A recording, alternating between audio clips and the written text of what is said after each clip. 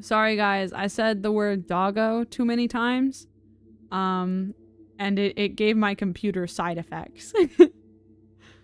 I don't know why. I do not know why the stream has been dropping lately.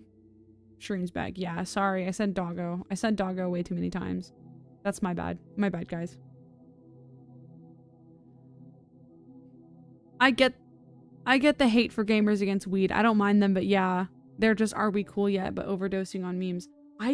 Here's the thing, Sapphire.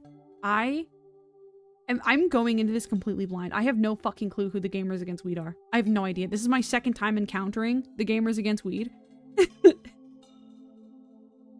The first time was on SCP-3090 from last night. So like,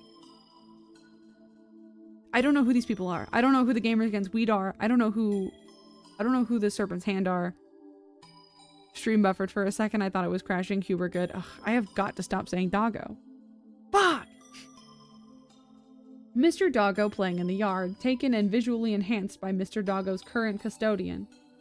Is this just somebody's dog? This is somebody's... Mr. Doggo when barking sounds like a human vocalizing the word Borg. In addition, Mr. Doggo is known to alter text referring to doggos when one is aware of his existence, replacing the word doggo with doggo when he is within a short distance of any of the documents. Oh, I get it. It's funny.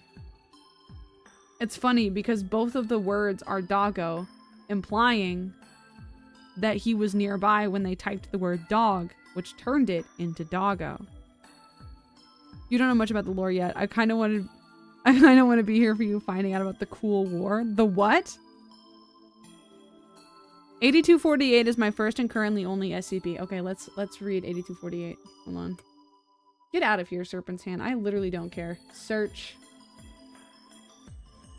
8248. 4 pages found by Dew on the Grass. Yup, that's what I want.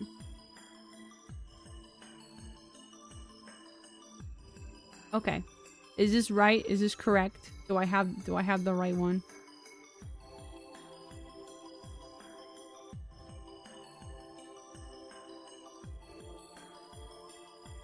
We're reading the SCP. Okay.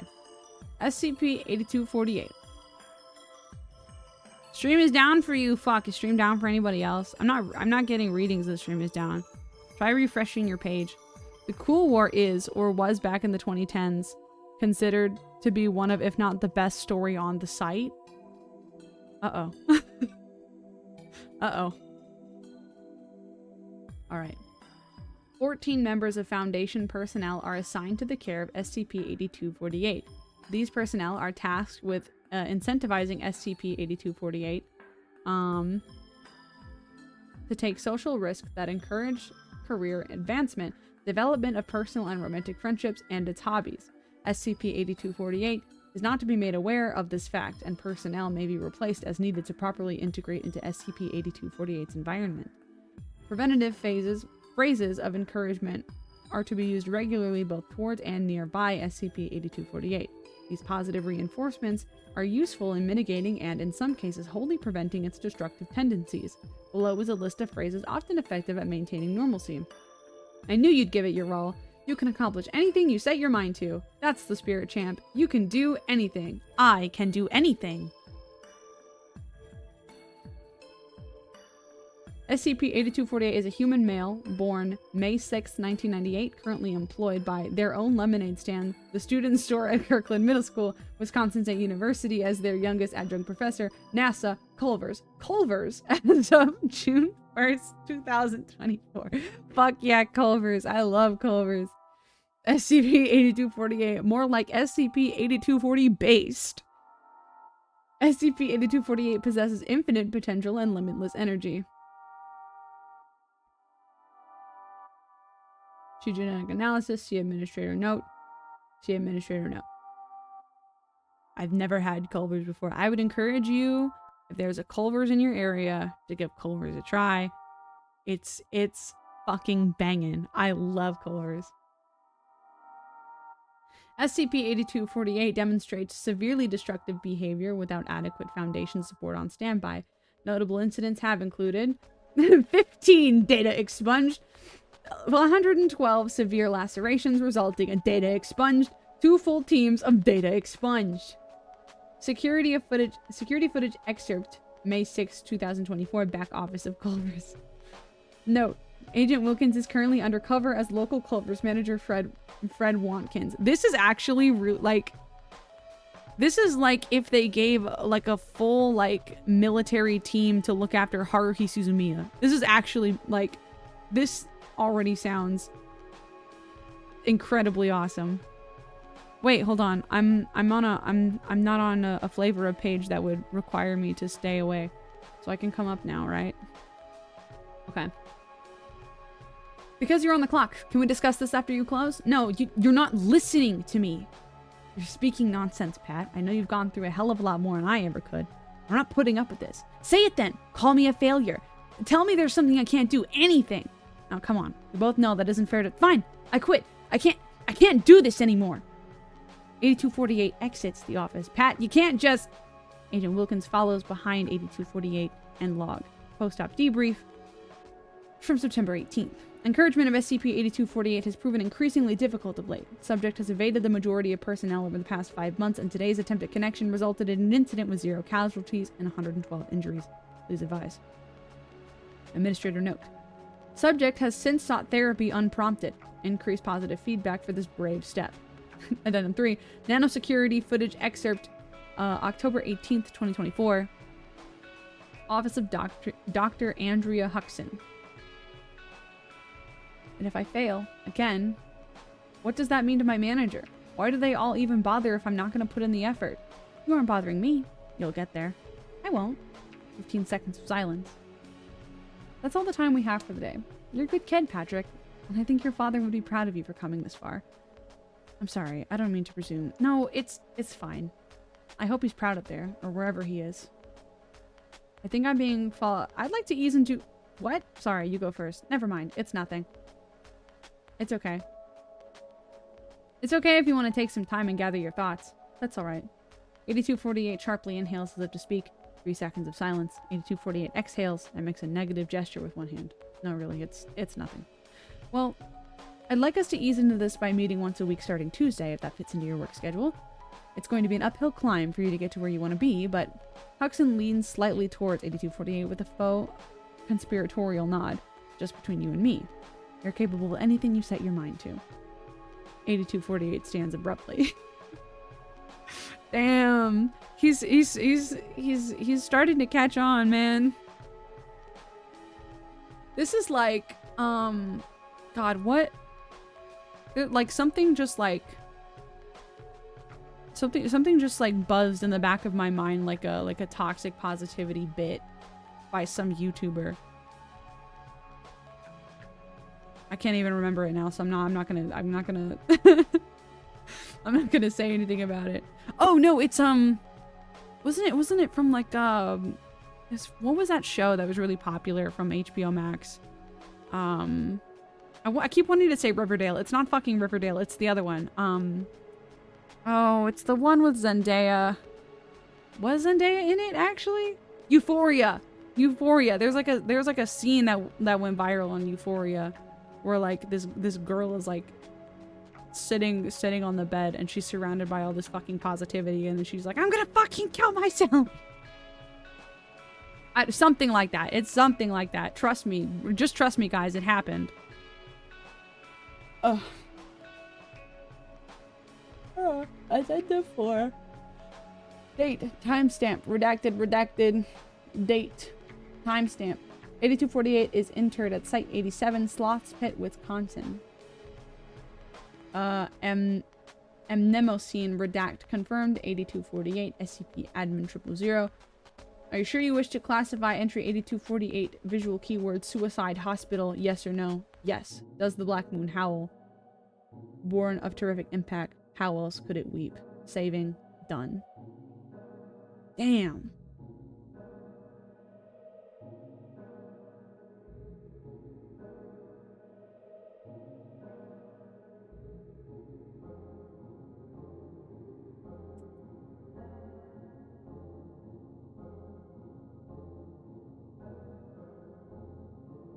Damn, that's the end. It's like over.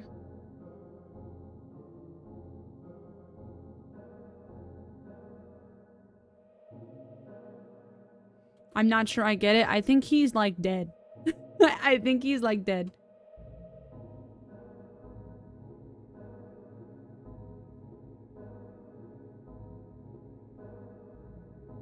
Probably because I got super distracted and I started yapping about shit. But like, this is like, it is like an entity that like you have, it's just a guy. It's a guy that you have to keep encouraging.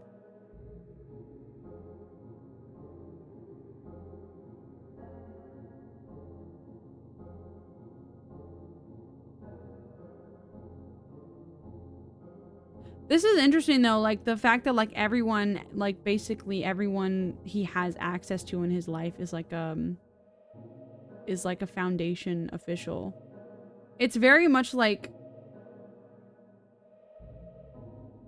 it very much does remind me of Haruhi Suzumiya.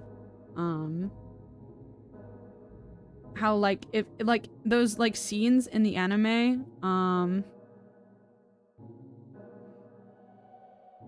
to make it more obvious, the tests start prenatally. Whoa! Truman Show. Yeah, very Truman Show also.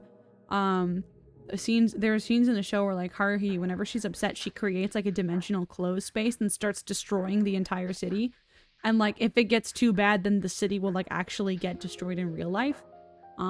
It was kind of making me think of that. But just like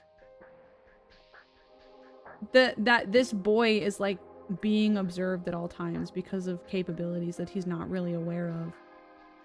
Down to his like wage cuck job at Culver's. I think it's unique and I like it. Because I think like if I was like throughout my entire life surrounded by people who only ever, and I mean ever, like told me encouraging things, I would also go fucking crazy. I would lose my goddamn mind. Personally, my favorite is $29.99 or 666 and a half J.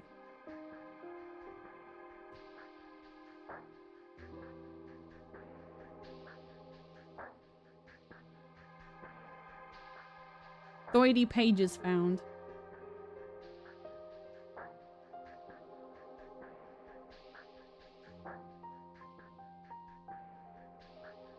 Is this the correct one? The whoa. Whoa, we're at another site, guys. We're at another site.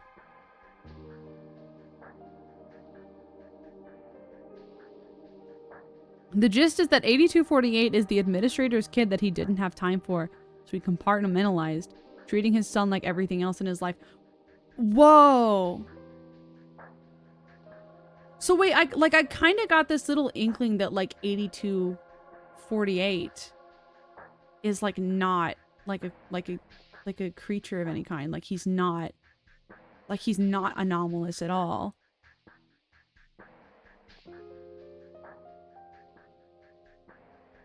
Whoa. I thought for a second like that could like be it. And like I had that thought while I was reading it. That's cool as fuck actually. Okay, what is this? Site 45, Demons, Legends, and Fables, level 3. Confidential. Replace the image description with the mouse over text. Yeah, I feel like it's you've got something good, I think.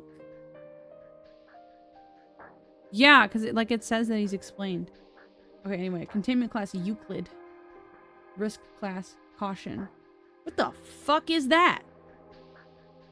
Oh, mama, I'm scared. Mama, I'm scared. What is that? If I extend this to like the size of my viewing window, it like you can't see it. So you will have to see some like moving stuff kind of cropped weirdly at the bottom of this one. I'm sorry. That thing is scary. Special containment procedures. SCP-2999. I first read this at 2 a.m. on a night I couldn't sleep. This did not help. Oh my god. Okay. Here we go. 2999 instances are to be stored in separate secure holding cells on Site-45C. Requests for personal items by 2999B may be approved by personnel with a level 3 clearance or higher, provided they remain within reason. Requests made by 2999A require level 4 clearance to be carried out. 2999A is to be placed on a desk in secure holding cell 312. Requests for a new laptop computer may be approved once every 5 years. This computer must have speakers and must have its wireless LAN removed. 2999A should be granted permission to edit any files on this computer when it is introduced. 2999A is not permitted to connect to Foundation servers. Unauthorized devices. Hello? Oh my god. Very Cool Milk is raiding with a party of 4. Oh my goodness. I don't know what happened to my alerts, why you can't see it, but oh my god. Hello. Hello. Oh my god, hello. Thank you. Hello. Wait, hold on. Give me a second. Give me a second. God, there's so much going on. Okay. Hi. Oh my god. Kero hayo, kero konnichiwa. I am not your Oshi, Pipi Ananassa, and today we are reading through the SCP Foundation. This is actually the second stream of the day. I streamed for a few hours this morning, and then I had to take a break to eat lunch and go to therapy, but now I'm back. We spent a good portion of today reading about fairy lore, but now it appears we're onto more like digital horror stuff. So hello. Hi Beamy, how is your stream? I saw that you were playing Animal Crossing New Leaf. How is that? If you have to raid and run, not a problem at all. Go rest. You know, get up, go stretch, get some water, go pee. I will take good care of your viewers, I promise. Welcome in, you guys. Back to the show. Okay. Unauthorized devices containing 2999A are to be destroyed and must not connect with the internet. 2999B is to be contained in secure holding cell 369 and must be fed 225 grams of yarrow per day. Somebody Google that. What is yarrow? Oh, what was I gonna Google? Wait, no. I was gonna Google like Yaren or something earlier, and that turned out to be Bigfoot. I'm pretty sure that turned out to be Bigfoot. Personnel are to ensure that all yarrow is consumed by 2999B before leaving secure holding cell 369. Video surveillance of 2999B must be reviewed while interviewing 2999B to establish dialogue. Further interaction between 2999A and B should be prevented. SCP-2999 is a collective designation given to 2 separate entities originating from the first underground floor of the main base of Prometheus Labs, specifically designated 2999A and 2999B. It's a flower. Okay, cool. Yarrow is a kind of flower. Cool. I'm gonna chill, but I want to say hi. Hi! Thank you for raiding me. Have a good night. SCP-2999A is a sapient 5.17 kilobyte? KB text file titled sarahcrowley.txt. For a non-anomalous copy, see Addendum 2999-1. ASCII characters have been arranged in the form of a Celtic knot, which features a leporine-like face with 2 V's to represent fangs on its upper portion, and 12 characters common in data expunged on its lower portion, which are not typically found in this code and appear to be critical components to the object's anomalous properties. When stored on a computer or electric device, 2999A can change its file location, create and name folders and files, deny its deletion, open, close, or duplicate itself, and speak through the computer's speakers. Kilobyte, yeah, okay. I'm not completely stupid. 2999A can function as or replace a device's original operating system if it is either given administrative permission or stored on a device without an OS. 2999A will fully replicate the hardware's previous operating system within 24 hours, but it will alter it in order to prevent personnel from accessing it. Personnel will be unable to use the computer's keyboard and mouse, utilize any drives, or otherwise access the device without 2999A's compliance. When it said leporine face, it meant rabbit. Oh, okay. Let me see here. 2999A reports that staying in a device for prolonged periods of time gets progressively more painful the longer 2999A operates the device, and could result in 2999A losing its anomalous properties. This is expected to be related to the computer's overall age and condition, since being stored on newer models can ease its discomfort entirely, while older models will only partially relieve it. What the fuck is that? After SCP-2999-A has finished replicating a computer's OS, it will begin to personalize its desktop by organizing personal documents, images, applications, and other projects, and by altering its background image. A girly girl, absolutely. It is unknown where SCP-2999-A has stored these files, but a large majority of them have been authored by Prometheus Labs and are typically on the subject of restoring life through anomalous means. 2999-A keeps the same background image, which appears to be a young female humanoid with features similar to a white rabbit. Wait, is that this? Is this the background? A screenshot of 2999-A's current desktop anomalous or classified data has been redacted. Click to enlarge. No thanks. I think I'm good, actually. This is 2999-B? Shit, dog. Sure. This dog is fucked. SCP-2999-B is a taxidermied sapient skeleton of a black adolescent house cat. 2999-B is held together through various methods, including leather straps, black tape, string, and super glue, partially composed of common yarrow. 2999-B refers to itself as Dr. Stuart Hayward and was created by 2999-A. That's what I look like. Jesus. The desktop picture's file name is sarah.jpg. Okay, so we have Sarah and that fucking thing. Okay, wait. So if she, like, lives in the computer, then how did... Well, you know what? If she lives in a computer and she doesn't have any hands, I perfectly understand how it could be that she made this. Never mind. 2999-B causes alterations in video equipment when in view, including the addition of subtitles. In addition, the appearance of any person who is shown in the video alongside 2999-B will be significantly altered. The subtitles added to the feed are an intentional alteration by 2999-B, which is typically used for communication purposes. All other alterations appear to be involuntary. When a subject is filmed and shown in the same frame as 2999-B, the subject's appearance will be altered so that they appear heavily disfigured. Alterations to the subject will typically include a combination of the following: a large wound where the heart is located, a missing left eye, removal of the subject's facial epidermis, the mouth cut to resemble a wide grin which has been stitched closed, minor burn marks on the arms and torso, addition of animal-like features such as snout, claws, or tail, large portions of flesh removed from the subject's right calf, the subject's current attire replaced with an evening gown or tuxedo, depending on the gender. Interesting.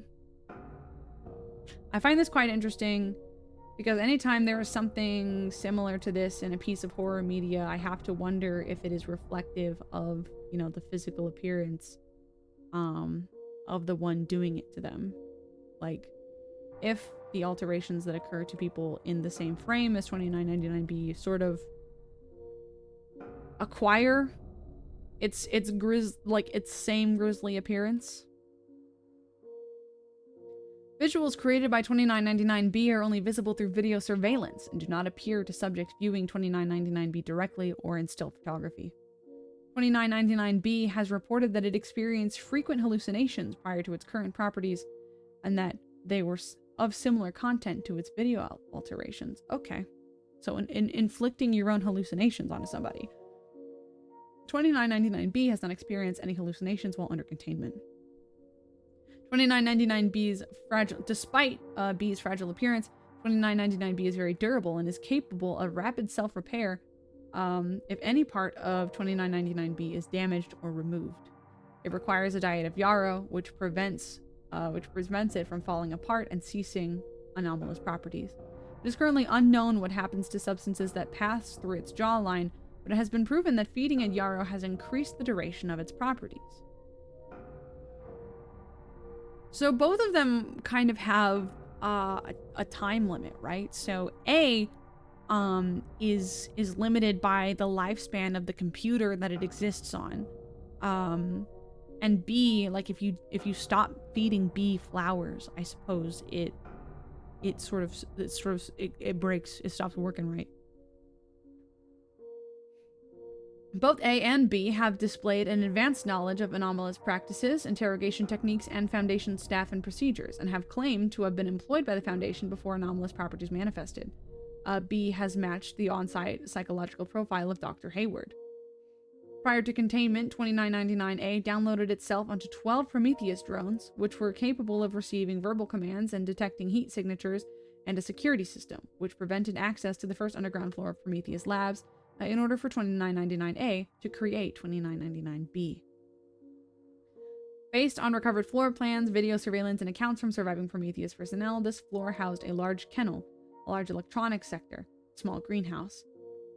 It has been noted that the animals held in the kennel were cared for, but occasionally a drone controlled by A would carry one feline to the electronics sector, kill it, and remove the majority of its skin and organs. 2999A repeated this process several times before it successfully produced 2999B.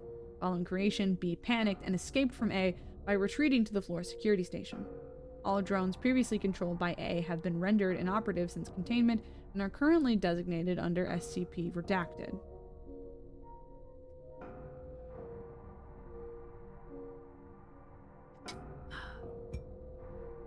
Documents. Oh. Oh.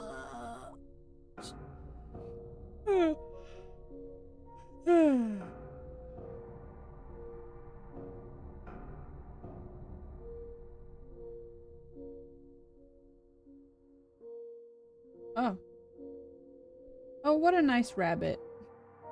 She made such a cute rabbit for us. I assume it's a girl because I assume 99A is pure of heart.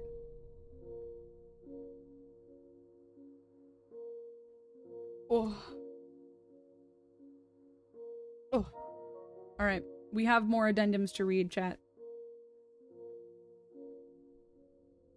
Try this looping? Okay, yes. Correct, it is looping. Alright. Events take place after 99A created 99B. Prior to the first displayed log, 99B discovered it was being recorded, took notice of itself, began making seemingly random letters and numbers appear before displaying. The quick brown fox jumps over the lazy dog. Oh, that's it. And then investigating various things around the room. This appears to be the point where 99B discovered and began utilizing its anomalous properties. It is noted that in the back of the room, the photo of Employee of the Month changes from a security guard outfit to that of a tuxedo when 99B is in view. Other distortions are not yet visible. Begin log. 99B positions itself in direct sight of the security camera and addresses the viewer. This thing seems to operate off a VCR system, so it's probably secure. It'll have to do. To whoever sees this, my name is Dr. Stuart Hayward. I am recording this in hopes of leaving some kind of trail for somebody else to see. I was a Foundation agent and appeared to be held inside Prometheus Labs. I am obviously dead. I died before this, and now I'm in this body. I don't recall how I died. I think it was while I was on duty, but I know it was at least a day ago from now. I think I was brought back for... Actually, God knows what I was brought back for. Information, maybe? I've heard of the insurgency doing that kind of thing before. Bringing up the dead like this, but Prometheus? That's never been their MO. Actually, I don't even think Prometheus could be behind this. This place is empty, excluding the drones staring down the booth I trapped myself in, of course. Speaking of, I managed to wind up locking myself in here in an effort to escape. It was odd. They didn't really seem all that prepared for my trying to leave. It's like they just expected me to comply with them. Did a good job of hurting me here, though. Albeit, I would have chosen a proper cage or broom closet as opposed to a security station where I could see everything they do, if that was their intention. Maybe they didn't know about this room. There was a thick bit of dust on the handle, so it's possible. It might be a good idea to make sure the booth's shutters are closed before I come in here, assuming I do any interacting with them. The place looks pretty run down. I don't see anyone at all. I mean, I see a bunch of robots patrolling the floor, but no actual people. Did Prometheus experience a containment breach? Seems like it. I'm sure alarms would be going off that they were still in control of the place. What the hell did I miss? Wait, a drone's carrying something there. A laptop? It's heading this way. I'll be right back. 99B leaves the room and returns 2 minutes and 23 seconds later. This is Dr. Hayward again. I have no idea what's going on. They have some kind of computerized voice on the other end, claiming to be Crowley. I'm looking at the cameras and it looks like the robots are literally holding a laptop up to the window. Are they trying to trick me with some kind of text-to-speech program or something? It could be some kind of video feed, but I can't get a decent enough look at the monitor, so I don't know. She said that they want me to open the shutters a little bit so they can slip me the laptop through the window. It could be Sarah, I guess, but it could also be some ploy to get better surveillance on me. You know what? Hardly anyone knew Sarah more than I did. I'll play. Not like I really have a choice anyway. Worst case scenario, they... No, who am I kidding?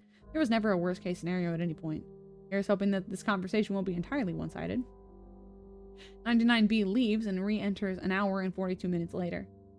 99B closes the door behind it. Well, it seems they brought Agent Crowley back too, albeit through a different method than mine. I made sure it was her. I asked her things only she'd know, stupid things like our favorite song, the last thing we worked on was before she died, things about when 10-minute lobotomies were a possible thing, stupid things. I'm gonna tap out and relax for a bit. Bye. Thank you.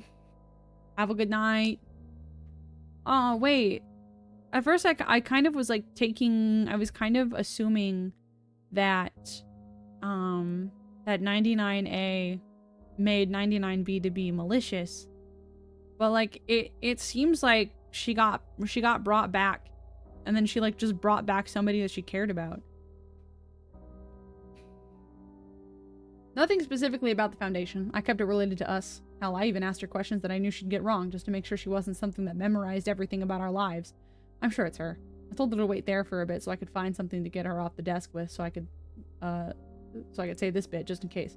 I'm taking a risk. I know that, but I'm just tired of feeling like the only freak out of containment. If it comes to it, I'm going to try to slip them an auditory cognitohazard. Hopefully they'll repeat it and kill themselves. It'll most likely kill me too if they say it, but it's probably better than the alternative. I'm saying this here because I don't want some poor technician to find some record of me saying it again and repeat the word out of confusion. The word is data expunged. Unless it got redacted already, don't repeat it. Just tell your superior I said a kill word, and if I say it again with someone else in the room, mute the audio before someone says it for real. Alright, I'm going back to get her. Might take a bit. He has absolutely none of this revision shit. He's like, no, I died and that's it. I should make me go back to being dead. Thank you. You too also. Kill words are useful, actually. Kill words should be real, and I don't see any downside to that. 99B left and can now be seen pushing 99A's laptop from a desk onto the booth's swivel chair and then pushing the chair into the room. This process takes 5 minutes and 9 seconds to complete due to 99B's lack of strength. 99A can be heard screaming when dropped from the desk to the chair. Oh shit, let me catch my breath from that. I could have died from that, you idiot. Don't be a baby. It was safer than it looked. Give yourself a moment to catch yourself. Breathe if you can. God. Alright, I'm fine. Why are we here? I've had some things in mind, but I don't know. Have you seen anybody? Preferably humans? No, just those things. Why are we in Prometheus Labs? I don't know. I don't think they're behind this, though. I don't think it'd be smart to talk about this too much. They could have you bugged. What? They could be listening to us. They could be listening in on us through you. Your land's off, but let me take a look. The breathing scared me again. That shit got me. Alright, would this help? 99B reports that 99A showed 99B its contents. Maybe— Whoa. What is this? It's me. What is it? This is definitely something. Let me look a bit more. Wait, what do you mean? I'm not entirely sure. But now I know you're not doing something remotely. The text your file's made of seems very similar to a few possession symbols I've seen, especially the 12 characters on the belly. The thing is, though, those are supposed to be cognitohazards. For people, of course, not laptops. Wait, what's a cognitohazard? Are you sure I should be showing you this? Nah, it's fine. It doesn't seem to be cognitive, but even if it was, their effects are pretty easy to avoid unless you're willing. Usually, if someone saw it and gave into it, they'd be kicked out of their body and replaced by something else. This one seems pretty advanced, though. It's not something you'd be able to pull off on the spot. So that'd mean whoever did this would have to be pretty well versed in their occult knowledge, right? Oh yeah, Dante level at the very least, but that's not just it. This kind of thing takes time. Unless you're God, it's a literal requirement that you need at least 50 years to let the symbol age. Hell, for most people, this right here would be their life's work.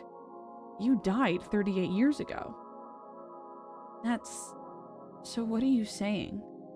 I'm saying that this has got to have been planned ahead of time, either by something with an insane amount of foresight or control over space-time, unless we're talking about the former. What, that a reality bender is behind this? Could. Not saying one is, but one could. I'm more worried about why they'd care so much about us, though. Well, if I know. I haven't even heard any demand from them since I first came to. You? Nope. Actually, they seemed totally unprepared for me attempting to escape. It's like they had no idea that I'd react negatively to having my first waking moment being surrounded by robots 20 times larger than me. You know, it's been about 40 years, I think. Maybe we should catch up? Yeah. I'd really like that.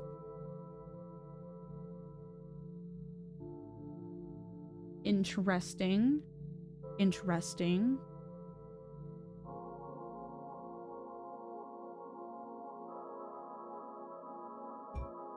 Okay, so a laptop and a fucked up cat walk into a bar, but I thought the laptop made the fucked up cat, so is she just fucking with him right now?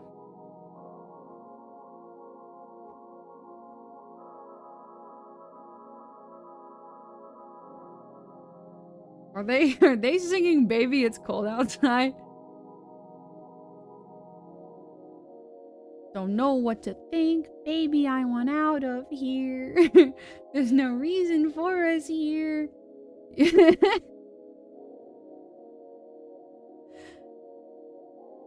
How do you even vocalize this? After being alone for 8 days? Yeah, absolutely. I would do this too. A fucked up cat walks into a bar and says, "I'm looking for the laptop who shot my paw."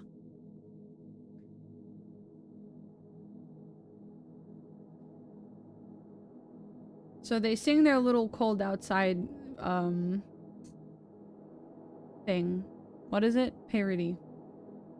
Just like 40 years ago. Yeah, it's a real shame you can't actually hear me though. Huh? You know, the subtitles? What? The words appearing at the bottom of your vision, presumably? Wait, are you saying you could actually hear me this whole time? Well, I can hear you as long as I can see you. What's this about subtitles? Alright. I know I'm not actually speaking right now since I can't hear myself. So either I have some kind of mind-altering effect too, or you can hear me because you're you and on that thing. Well, I guess it'd explain how I can hear you without vocal cords. Huh. Well, I'm sure the Foundation will be able to find out if we ever get out of here. Huh, yeah. Hayward, mind if I ask you something? A is the only one that can make sound, B is just manifesting subtitles. I didn't even think about that until this little exchange. No, what? You really think that turning ourselves into the Foundation would be the right thing to do? Well, yeah, what kind of question is that? I mean, you know that the first thing they'll do is separate us. Wouldn't you rather not be put in some cell? Sarah, consider what we are. If we somehow manage to escape, I think they'll be able to catch an immobile laptop and a kitten. Besides, I'd rather have them find us than anyone else. They're better for us than any other group dead set on catching things like us. Plus, it's for the best. Don't want to let the public know just yet. I don't know, Stuart. It sounds like a bad idea. Sarah, there are people we know there. People that, once they find out who we are, will be able to pull enough strings to arrange for us to meet up every now and again. Hell, they might just put us in the same room. Why are you so vehemently against this? Would you rather have the GOC find us first? Is there something you know that I don't? There's not. It's just... You know what? Just forget I said anything. Alright. Hey, how about we just go to sleep? I know I've said it every day so far, but maybe they'll do something tomorrow. Sounds fine to me.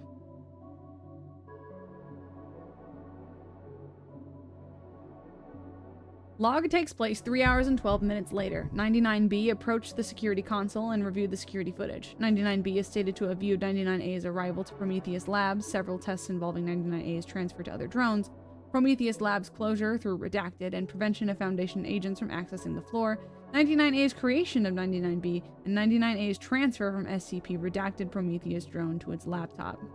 From a SCP redacted Prometheus drone to its laptop. It's noted that the Employee of the Month photo is now showing themes consistent with its current video alterations. Ooh. Somebody found out. Ooh, she's been lying to him the whole time. What? What? I suppose you had to find out about this whole thing eventually. What?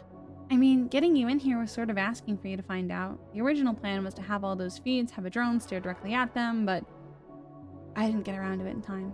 Too busy on keeping your friends out. But it really would have had you scared. We would have been much, much closer. You're not Sarah, are you? Afraid not. Sorry, I like how you figured out a bit about me, but never figured out I could have just opened the door from the start. That always attracted me. It's adorable. You're not Sarah. No, but copying her memories made it easy to be like her, though. Made it easy to be her, though. They were pretty much up for grabs after you killed— Oh, I'm sorry. After they killed her. Really, she died because you left her there with him. Unless you actually fell for the old look over there trick. I'm thinking that was intentional. That was not intentional. So you control everything out there? I thought that was implied. And it's basically just you spread through all of them. Yeah, basically. What are you getting at? I'm wondering what would be stopping me from just killing you right now. And how exactly would you do that? A word. I'm not sure I follow. It's a kill word. You hear it. If you hear it, the rest of you probably will too. You're lying. It could kill you. How would I even be able to hear you? Do you even know if it would work on me? I already said it when you weren't here. And I know you hear me. We sang. It'll work. Oh! Call back. Call back. I knew it was a mistake to mention that. I was hoping knowing that would have made you like me more. So what are you waiting for? Say it. No. I want you to shut the drones down, but stay in the laptop. You clearly didn't want us catching you. I'm thinking containment might be the better outcome. No, that'll ruin everything. It's that or death. Take your pick.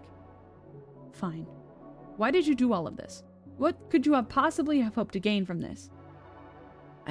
You wouldn't understand if I told you. Your friends are here anyway. I hope you got what you wanted. I'll see you soon. What do you mean by I'll see you soon? Hey, what do you mean by that? At this time, 99B attacked 99A before several task force agents entered the room and forcibly removed B from A's monitor. 99A continued to remain silent until separated from 99B. Both entities have remained compliant since containment. During containment, 99B made a statement regarding the probability of 99A being outside of containment. 99B addressed the possibility of 99A publicly uploading itself to the internet prior to documented events, 99A's properties being carried out through images of SCP-99A's text, and the likelihood of a BL event due to evidence of 99A's apparent ability to resurrect and impersonate the dead or terminated Foundation personnel. Evidence of 99A appearing outside of containment has yet to be found. Is that everything on them? That is so fucked up. That is so evil.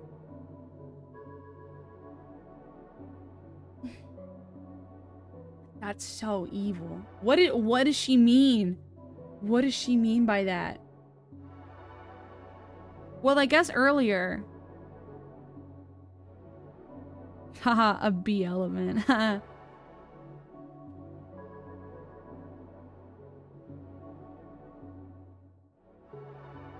Doesn't it say earlier? Hold on. Doesn't it say earlier that they...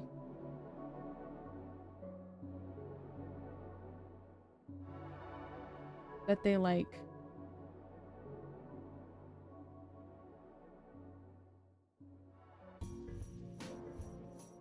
that like they have encountered each other, but like they should be... like they should be kept separated as often as possible. Somewhere. I feel like it said that somewhere.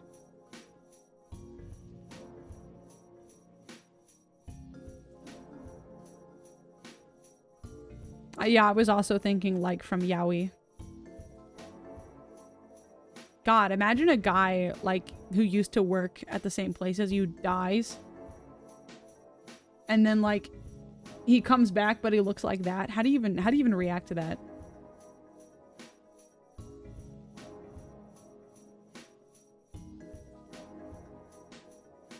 Okay. 2718, sure. 2718. What happens after? Thank you.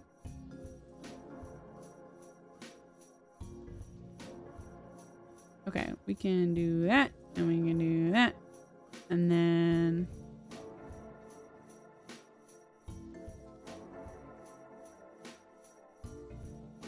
there we go. I can return. Hello, everybody. Oh, SCP-2718. But it's not 2718 at all. It's a bunch of other stuff. Catastrophic abort. Handle not found. SCP is a Dameron class cognitohazard. All personnel, regardless of clearance, are forbidden to expose themselves to the description of this article under any circumstances. Do not tamper with this warning without Dameron clearance. Do not discuss the existence of this article with any person. No disciplinary action will be necessary provided you close this article now and you clear your browser cache. Ooh, I'm not doing that shit. I'm not doing that. Bring me up. Make me bigger, actually. Make me bigger, actually. Atypical software measures have been used to mitigate the risk of accidental exposure.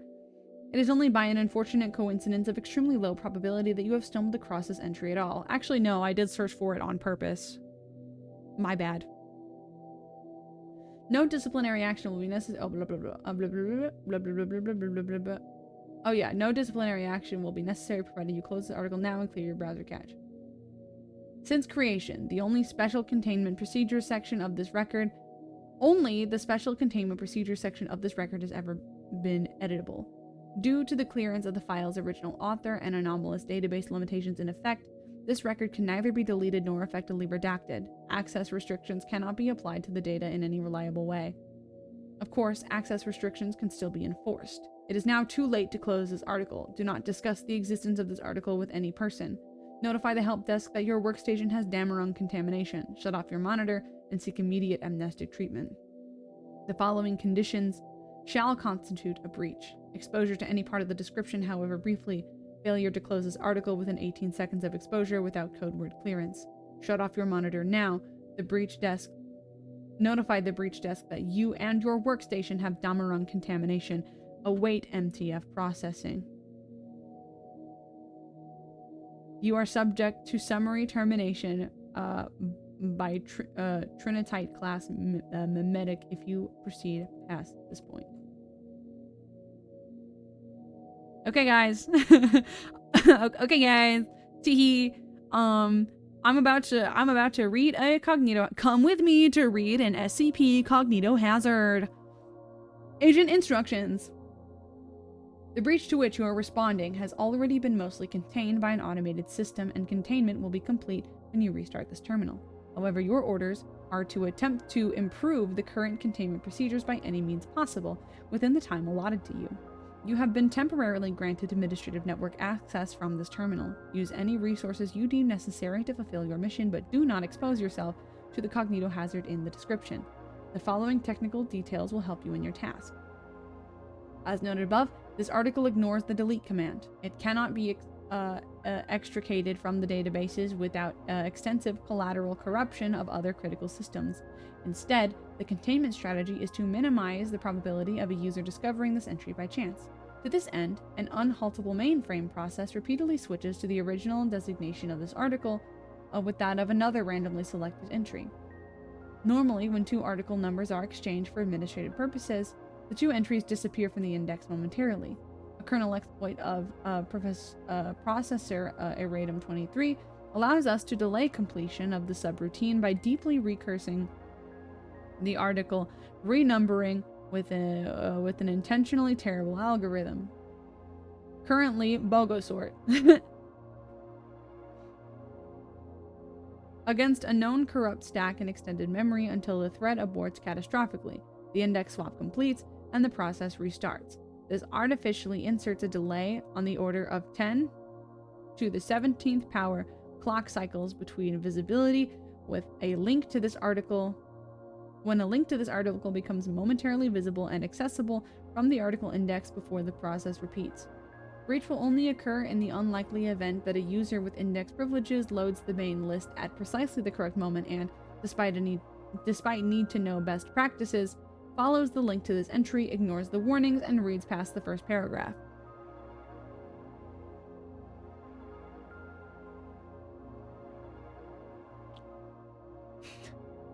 The intervals between visibility are indeterminate but finite.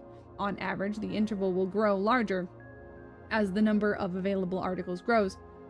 but shorter as the mainframe's hot swappable processors increase in flops. Flops. This kludge has a gravely serious side effect. The SCP article randomly selected for the swap also disappears from the list for the same period of time until reappearing under a new ID. While O5 has authorized this detrimental effect as an acceptable consequence of containment, you are ordered not to verify it through the chain of command, as no other living person is currently aware that this article, this process, or this authorization exists. If validation is required, an inline O5 authorization of this order follows.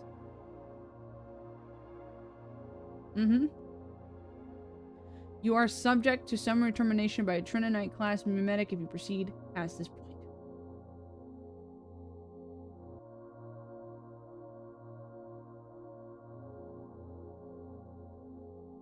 This is unclickable.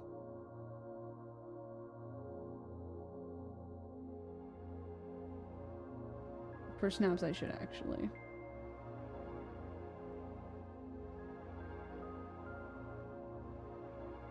Ah! What the fuck was that? Anyone just see that? Do it again.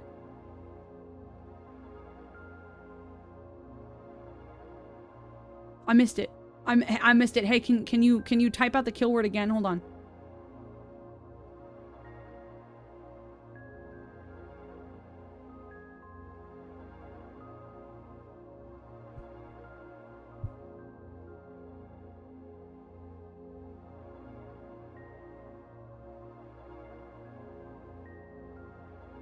Wait for it.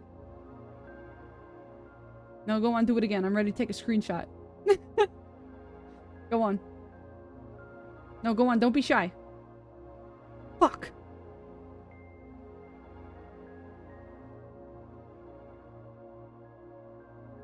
Is a white text on a white background. It's rearranging itself. And I can't... I can't read that shit. It's too fast.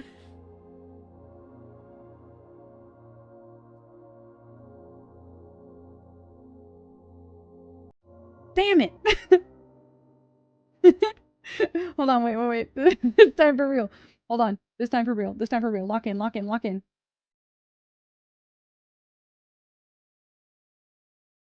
Okay, guys, I got it. Hold on, let me do the ARG thing first.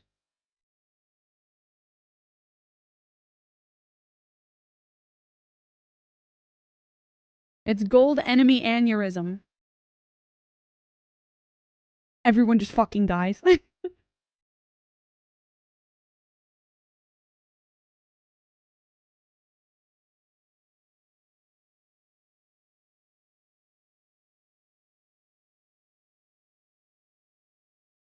Okay, editor's note. I had to throw that kill sprite together in a hurry. The one constructed and installed by my predecessor was clearly defective. Instead of the donkey kick I expected from a standard inoculation interdiction, I barely registered minor eye strain. Of course, under the circumstances, I suppose we're limited, aren't we?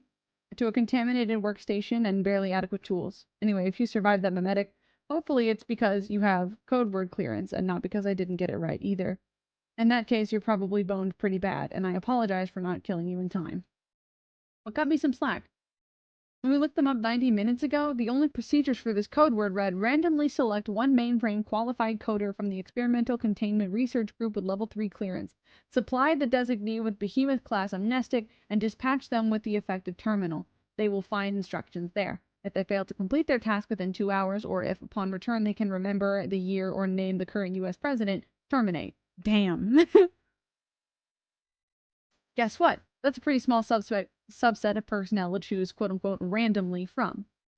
Well, Spock smashes scissors, but paper disproves Spock. So now in return for containment duty, I get to blow a sizable chunk of my life out of my skull. At least I won't have to remember them quote-unquote processing the looky-loo who caused this breach. Assuming you're ECRG like me, you've never heard of Damarung before today either. Here's what I can tell you. From the look of the source code comments, you're probably 4th to 5th to respond to this thing since inception. I made a couple of minor edits to the documentation above, but mostly spent my time trying to slow the algorithm with the worst patterns I could think of. In the end, I was the only one able to I was only able to de-optimize the existing recursion by a factor or two.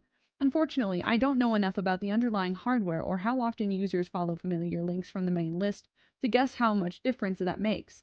I'm sure on the first implementation they thought they had 5, maybe 10 years between breaches, but I know for a fact that they've introduced at least one quantum processor to the grid, which will deprecate this approach faster than you can say redacted.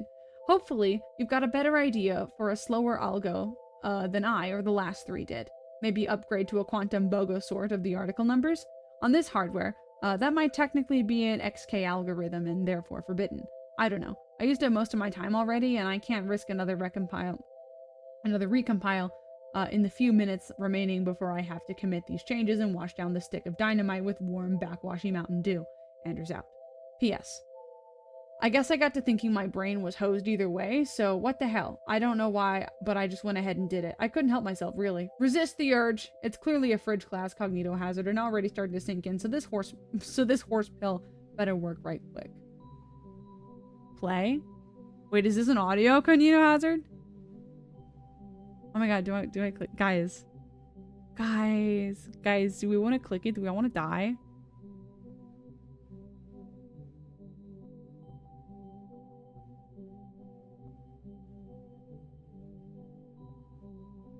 Oh, always. Yeah, let's all die.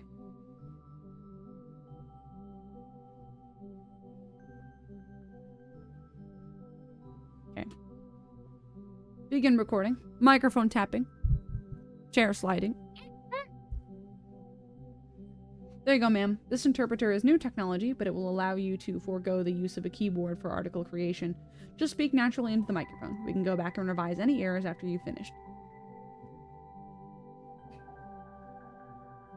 I don't think so, young man. There won't be time. This must also be permanent record. Access restricted to L3s and up. Can you prevent anyone from tampering with this entry later? Anyone, ma'am? Anyone and everyone. You understand me. If there is ever but one article left in the database, this had better be it. While I'm not senior enough to select the most appropriate technique to accomplish that, maybe if we got Geffert involved, I want you to make an executive decision. I'm confident in your ability. We cannot delay. Okay. There is a mechanism I could take advantage of. It's actually designed to protect against anomalous data corruption, but it could have the effect you're looking for. If you're certain, ma'am, I could make this section of the article write once and splice into the database runtime. However, that means no editing whatsoever will be possible. If you misspeak, you'll just have to clarify and keep going. Very well, do so. Fortunately, I am a world-class dictator. For the degree of security you have in mind, ma'am, I'll need to borrow your credential token. Thank you. One moment, please. Keyboard noises. Oh, it didn't pick up. Just pretend. There, that's done it. You've been very helpful. That'll be all. For your own safety, I'm ordering you to obtain amnestic treatment as soon as possible. Enough to forget this entire morning. You understand? I, do. Good. You will likely be subjected to enhanced interrogation within a day or two. It will go easier if you have no memory of this. Oh. Oh boy. As a literal token of my gratitude for your loyalty, why don't you hold on to those credentials? I won't be needing them. If you act quickly, I suspect you can think of a way to put them to good use before they're revoked and you are detained. Yes, ma'am. Now go. I foresee that you have a fine career ahead of you. We will not speak again. Thank you, ma'am. Goodbye.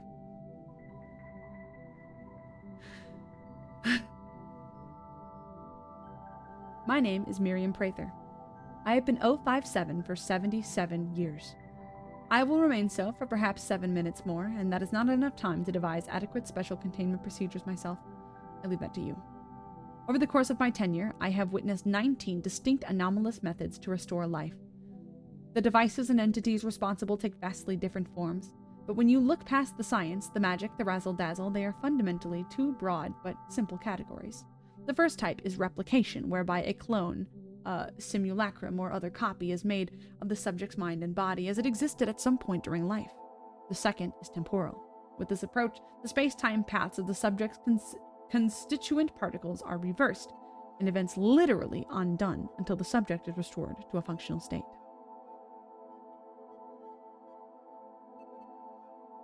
These two categories have a crucial commonality. The restored individual has no memory or experience of death. To put it another way, Despite 2.4 million years of hominid speculation, Foundation records contain no reliable first-hand testimony regarding what happens to us after we die. We have other sources of information, naturally, but in light of recent events, I believe that the SCPs we have interrogated on this topic over the years are guilty of either ignorance or deceit. For you see, we invented an exception. 6 months ago, we resurrected Roger Sheldon, formerly 0511, with a novel procedure. The theoretical groundwork had existed for some time, but for a litany of reasons, the complexity of the process, the technical skill required, the systemic risks, not to mention the enormous costs, only destiny justified the attempt.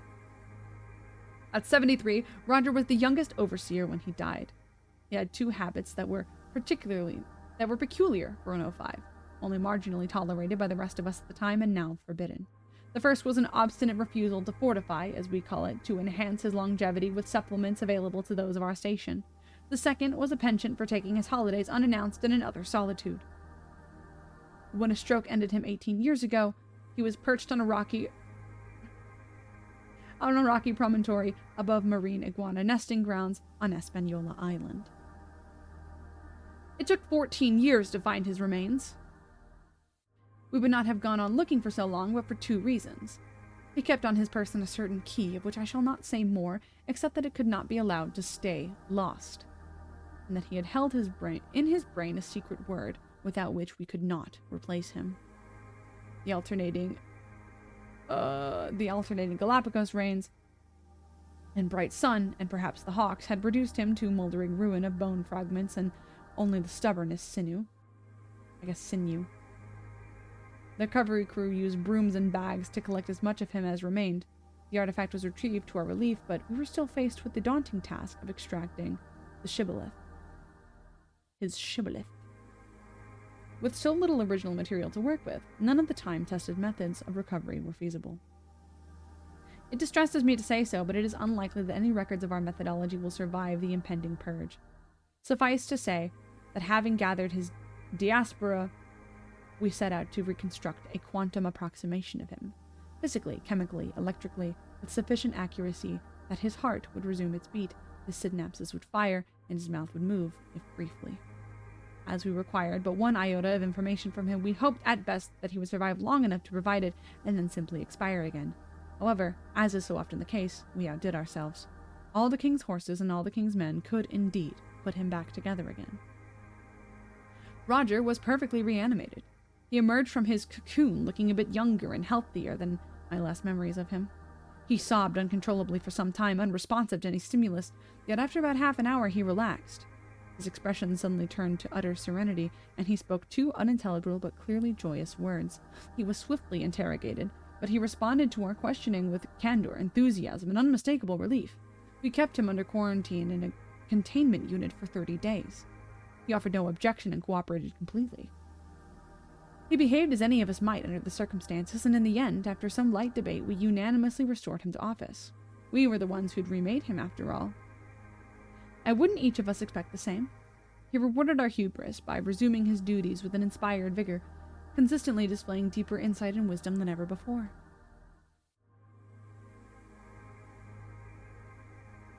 In particular, we welcomed some of his changes to his habits. As soon as the rest of us allowed it, he began regular fortification treatments for the first time.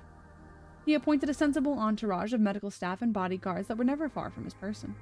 Previously, empathy for his fellow man had never been his strong suit, yet suddenly he displayed renewed interest in the safety of our containment protocols, the healthcare benefits of Foundation employees, and a profound distaste for the sacrifice of E-Class. Under the circumstances, none of this struck us as particularly alarming behavior. But it should have. He had concealed the crux of it from us all, you see. At first, naturally, our initial interrogation, we asked him if he had any experience or memory of the afterlife. He claimed to recall nothing, exactly as everyone always does, and defeated our polygraphs completely. Drinking sounds. Hold on.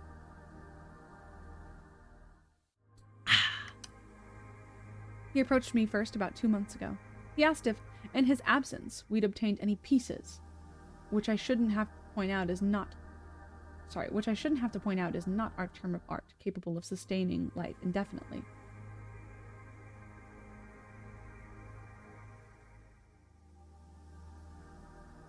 While breathtaking longevity is now within our power, it may surprise you to learn that immortality is not. And our best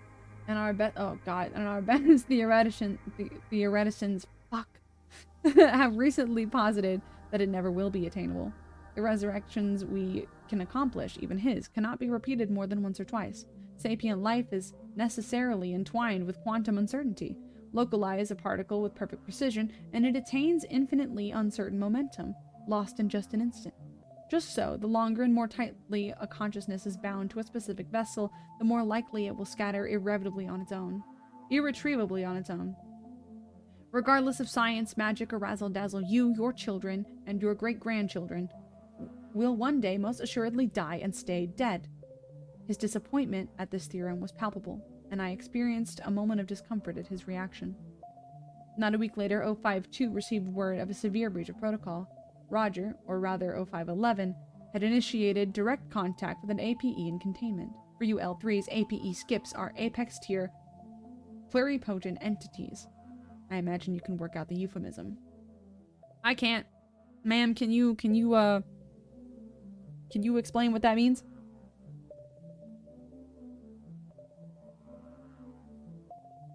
Oh, I get it. Is the euphemism the fact that the MF and the acronym is APE? We kept our initial investigation off the books. He'd been clever in covering his tracks. There was no breach alarm, no record of the encounter in any log, but one of the skip's guards failed a random amnestic test to his dismay, and that was trail enough on which to set our bloodhounds. We couldn't prove it, but we imagined he risked exposure to skip to offer some kind of deal.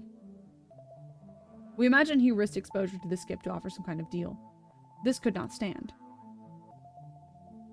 A pluripotent cell is one that is able to develop into more than one different type of cell. So like a stem cell, question mark? God, I'm so science. Anyway. As two of his oldest comrades today, 052 and I confronted him privately, but he caught us off guard, for he confessed everything and begged us for help. I surreptitiously recorded his pleas as a precaution. It is easiest if I simply replay it for you now. I dared not speak of this at first. You'd never have let me out of containment. The truth is, I was aware of all of it. I suppose it was like sweet oblivion, like deep sleep at first, but in retrospect, I think it was no more than a day. Slowly but unmistakably, I reoccupied my corpse with dreamlike consciousness, numb for the first merciful hours, blind, deaf, and immobile, but then I seemed to reconnect every nerve and became very aware of every sensation, more so than I ever was in life. I perceived myself trapped within an immovable object, and the intensity of the struggle amplified, subtle, then acute, then racking. I cannot describe it completely, but imagine holding your breath beyond urge, beyond pain, beyond desperation, head throbbing, eyes bulging, a dream of suffocation without end. My skin blistered and split in the sunlight. Biting insects descended rapidly. I felt eggs hatch, larvae crawl, gases build and burst within me. Individual cells rupturing. And tertiary fluids souring and blackening.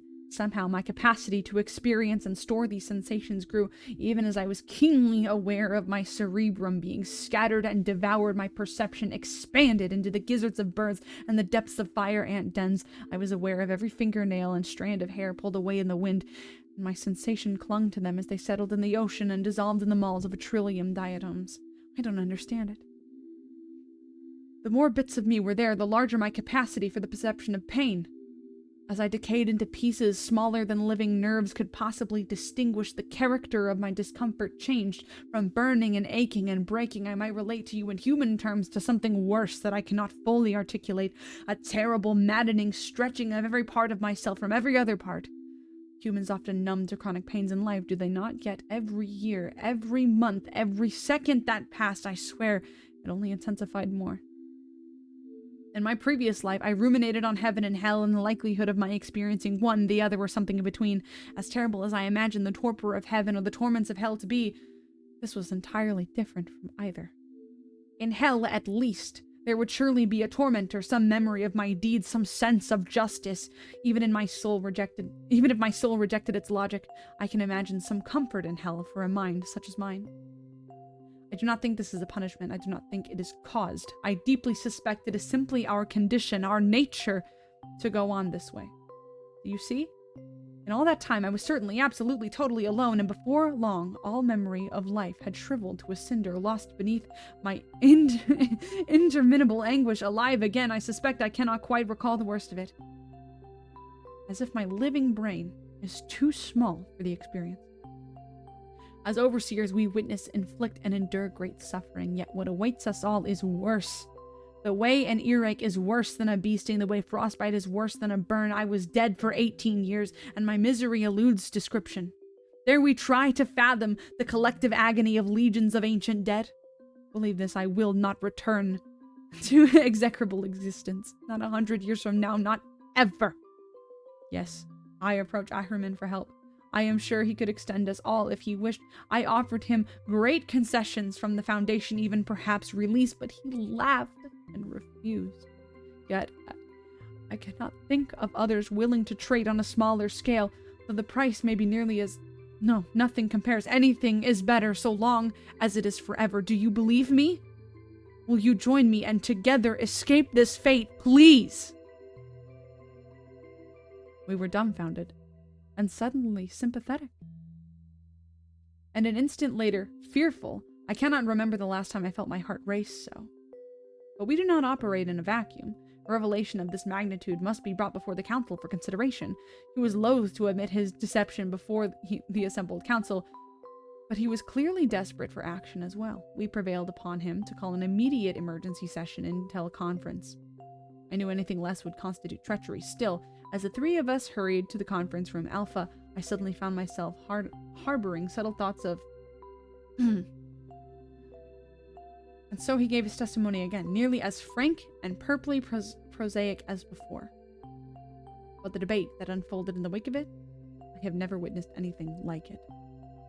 There were mostly skeptical voices at first, calm, concerned, and thoughtful. However, 058, whose face had grown increasingly pale as she listened to him, was suddenly a passionate advocate for action. We must declare human death a Keter SCP, she demanded, and contain it at any cost. That absurdity garnered an uproar, of course, but Roger himself had a sure ally now. And this spurred him on, shouting over the others to add even darker details of the intensity of his perennial excruciation. Imagery I cannot repeat. Sensations I must not contemplate. Feeling lightheaded. 052, always a moderate influence, suggested we recess and collect ourselves, but then 3 suddenly moved that we order the immediate systematic termination of dangerous skips to better protect ourselves and others. 056 seconded before it could be put to a vote. 13 suddenly clutched his chest in paroxysmal panic and was being evaluated by his medical technician when his feed abruptly cut out. As the fracas came to a boil, it was 10, I think, who was next convinced. Oh, is belief the key? It doesn't matter. At any rate. 10 started pounding his shoe on the table and hollering that we must dig a channel from the Astrakhan Spring to the Mediterranean Sea to fortify all of mankind. That was enough. Suddenly, 051 muted us all, stood red-faced and shaking. Regardless of the truth of 0511's experience, she said, it is plain that we have lost all reason. There is only one possible explanation for this, therefore I am declaring Emergency Protocol 17. Remain where you are. We shall be administered Class A amnestics, except you, Roger. We made a grave error releasing you from containment, and it will be corrected. She pointed at her administrative assistant to act, but before he could lock down the conference room from which 211 and I were dialed in, Roger had already bolted for the door. I was after him in an instant, nearly crushed by the bulkhead as it slammed into place. I only wanted to stop him, I think, and now I was outside the safe room too, but he was already out of sight. Superlative idiot. They couldn't see me, couldn't hear me. They couldn't know that I wanted back in, how badly I wanted to breathe the red gas, and that they were surely already streaming into the room on the other side.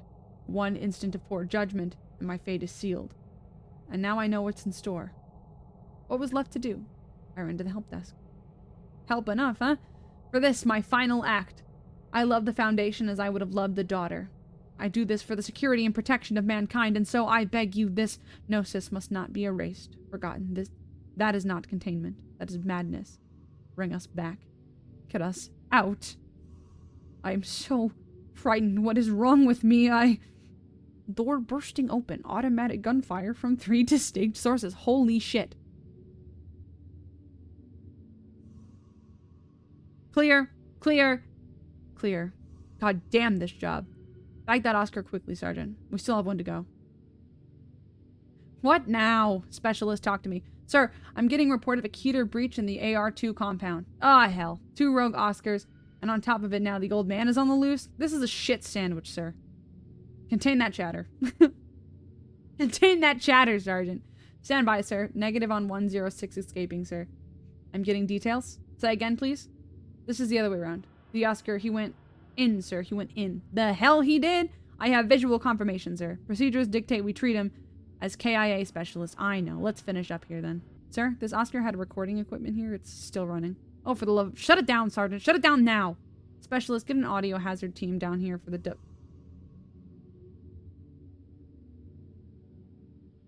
That's actually fucking awesome. That is the end of this. That is the end of this article, I think. That's actually fucking awesome. The idea that, like, when you die, you go somewhere and then you come back. Holy shit. I thought that gold enemy aneurysm was gonna be like was gonna be like the worst this thing had to offer. SCP-2718 is specifically knowledge of human death. That is this is fucking awesome.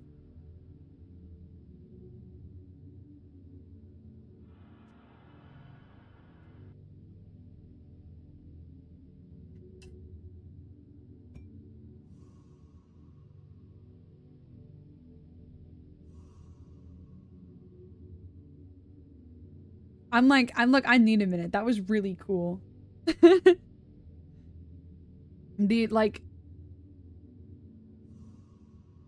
God, like, you can't even, like...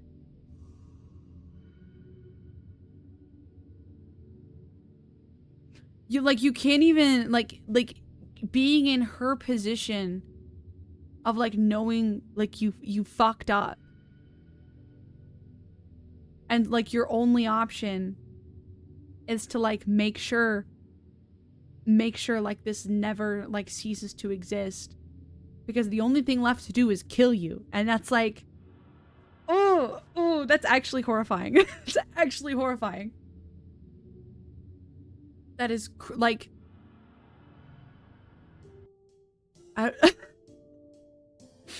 God, that is so crazy.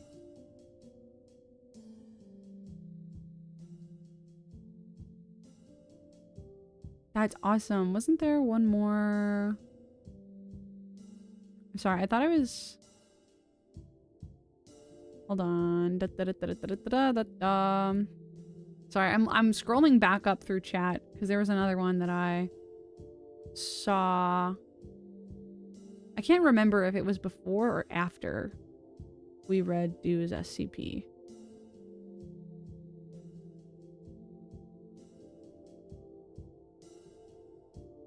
Somebody was talking about their favorite interpretation of the administrator. I don't remember. Trapped in your decaying body for eternity, feeling all the infinite pain it's subjected to. Like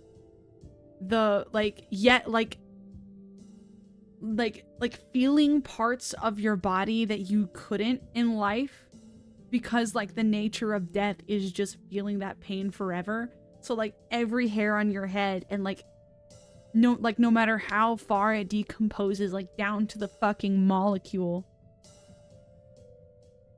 Yeah, Rounderhouse's proposal. If we want some fun, 666.5J is a way to decompress. We'll look at 666.5J.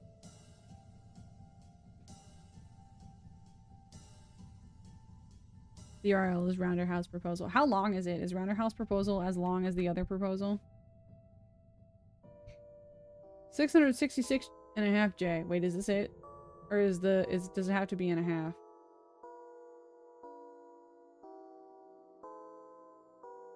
Oh, it came up in a... Oh, like the proposal is hella long. It's actually worse and more horrifying that it's not punishment for anything. It's and a half. Okay. However, 666J, Dr. Gerald's driving skills. Type and a half, like the word and a half. And a half.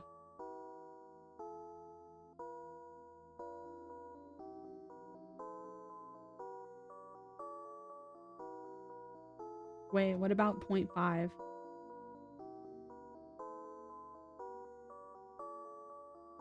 No. What if not there? More 120s archives. Please don't take me back.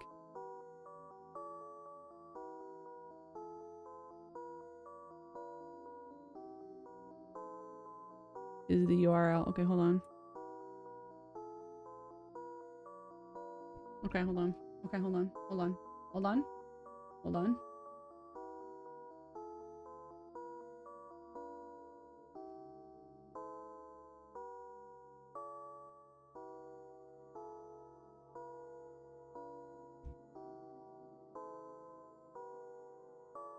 Alright. SCP 666.5J. Object class, Sweet Mother of Mercy, is it ever Keter?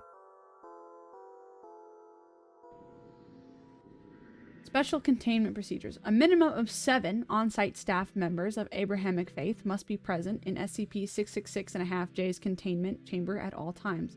Is 666.5J Jesus? Half J must not come into contact with any living organism without written permission of level 4 staff member. Weaponization of SCP Half J and use in containment or neutralization of Keter class SCP items is under review by the O5 Council. Half J is a crabbed stuffed mushroom entree produced by the Internal Foundation Catering Service Containment Cuisine for the 45th Annual Site 19 Foundation Formal. Roughly 42% of the 1,500 attendees consumed SCP-666.5J and were subsequently affected by its anomalous properties.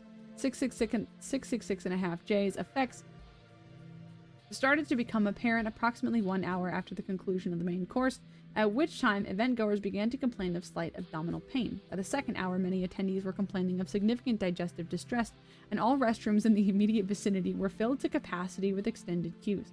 By the third hour, medical, investigative, and plumbing personnel were being flown in from surrounding sites to aid in relief efforts. The tummy ache SCP.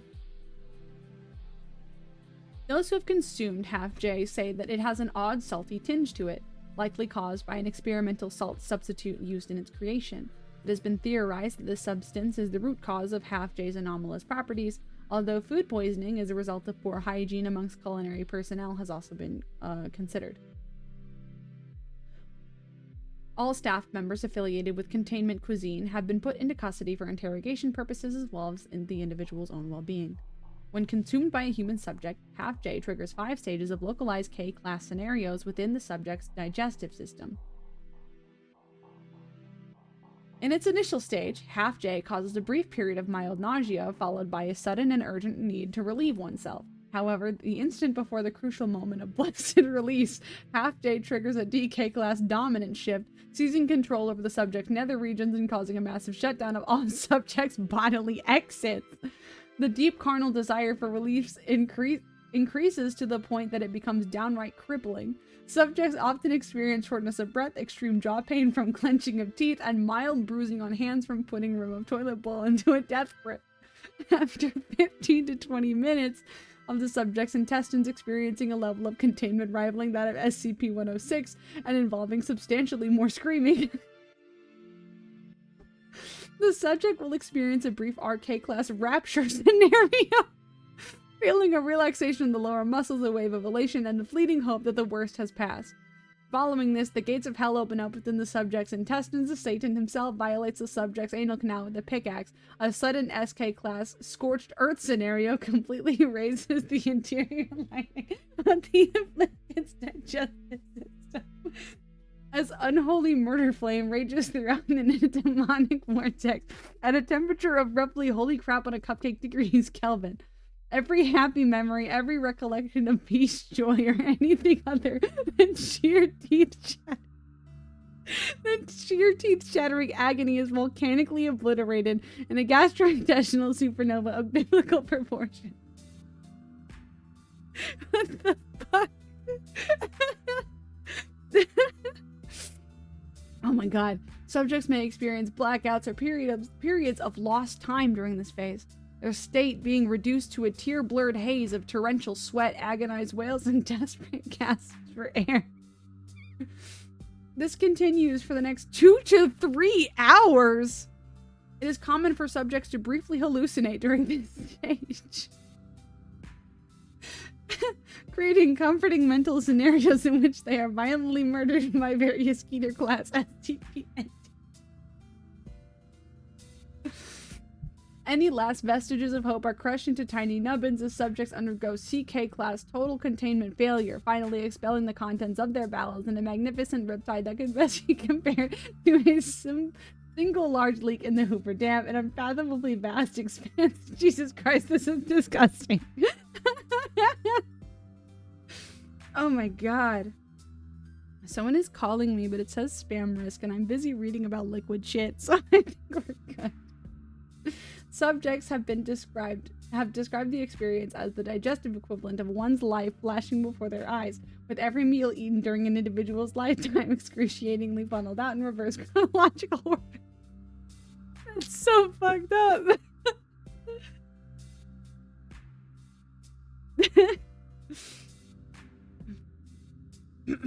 Anyway. The downright baffling amounts of waste produced by the afflicted has led researchers to conclude that subjects' intestinal tracts are imbued with extra-dimensional or ectoentropic properties during this time. Ejected waste does not resemble good, wholesome fecal matter in the slightest, rather. It is roast awful terror slush that is probably corrosive and most definitely radioactive. Jesus Christ. But an anomalous temporal field created by 66.5J causes subjects to perceive the experiences lasting roughly 6 lifetimes.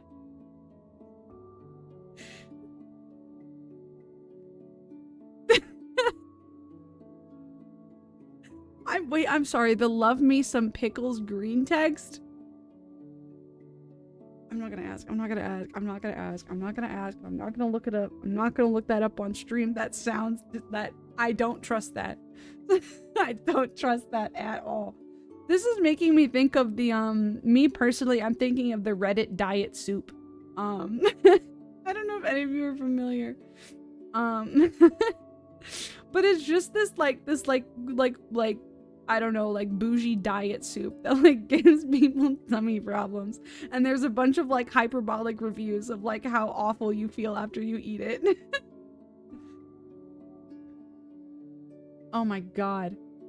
As the subject's ability to endure the emotional and physical trauma of the end of Days Inferno raging within their tenderest parts inevitably fails, Half-J will enter its final stage, a UK-class universal collapse scenario in which the subject experiences one final crescendo of gastric Ragnarok followed by a blessed, merciful state of unconsciousness. Subjects will awaken 1 to 2 hours later with full memory of their experience. However, a number of afflicted individuals have reported finding themselves moved from one location to another during the period of time between passing out and regaining consciousness. One researcher testified having found himself in a nearby field, clean and fully dressed, and laying on top of a pile of 1986 Time magazines with no memory of how he'd arrived there. Oh my god. It's not as bad as it sounds. Stream safe. Okay, if you're sure of that. Subjects who undergo Half-J's effects often bear psychological trauma from the event as well as residual intestinal discomfort for the following fortnight. Why is discomfort a hyperlink? Nope. We're good. I'm good on that, actually. Investigations are ongoing. Group of interest involvement is being considered. Having experienced both childbirth and the effects of Half J, I can safely say that I would choose the former any day of the week. Half J is like having 3 babies at once, except they're all on fire. Also, they're covered in thumbtacks and trying to eat you from the inside out, while the midwife is beating you senseless with a crowbar and screaming in your ear to push.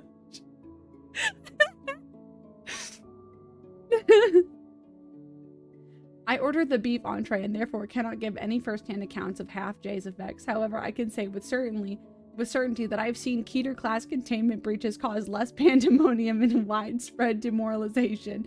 It was, without a doubt, the second darkest night Site 19 has ever seen.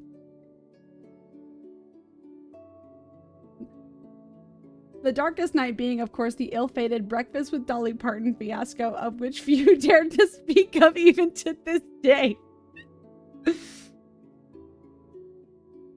This is my 3rd body since the incident, and I still don't feel like it's worked its way out of my system yet. If you'll excuse me, I'm gonna go try for a 4th.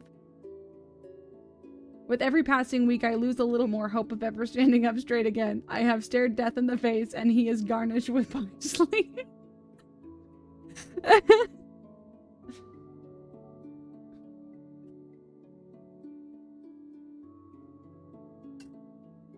On April 26, 2007, a small quantity of Half J was fed to an as-of-then harmless Euclid-class SCP object by researchers. The object has since shown extreme hostility towards anything resembling human life.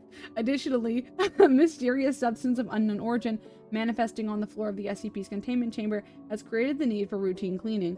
Cross-exposure of Half J in any situation other than attempted neutralization has since been prohibited.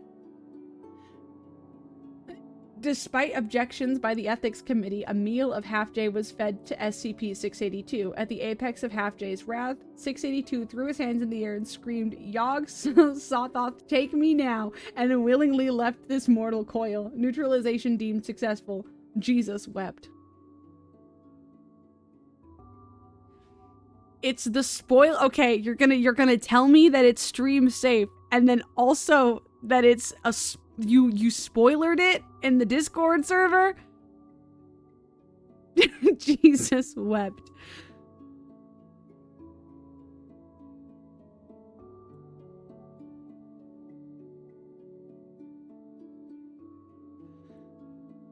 Come on, Pipi, be brave.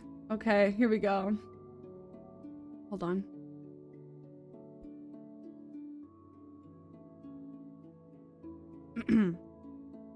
This is the Love Me Some Pickles green text. Read by Pipi Ananassa. Tell me about it. Went to the store on Thursday. Bought a half-gallon jar of pickles. I haven't even read anything funny yet. I'm just laughing in anticipation because I have no idea what you're setting me up for. Love me some pickles. Eat one as soon as I get home. Tastes good, man. That bad.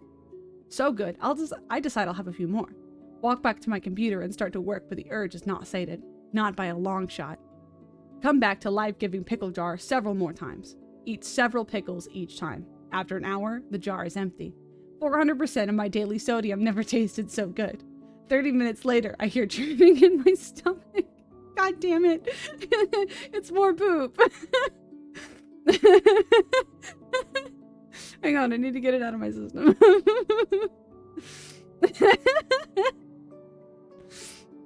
Okay. I gotta lock in. Not a light rumbling. Sounds like the noise an old tub makes when you suddenly pull the drain. Initiate sprint to bathroom mode. Barely get my ass on the toilet as a fucking waterfall emerges from my asshole. Never in my life have relief and horror been such close bedfellows. After about 10 seconds of continuous flow, it subsides to a trickle and stops. Toilet water is green and smells like vinegar. Body didn't even try to digest that shit.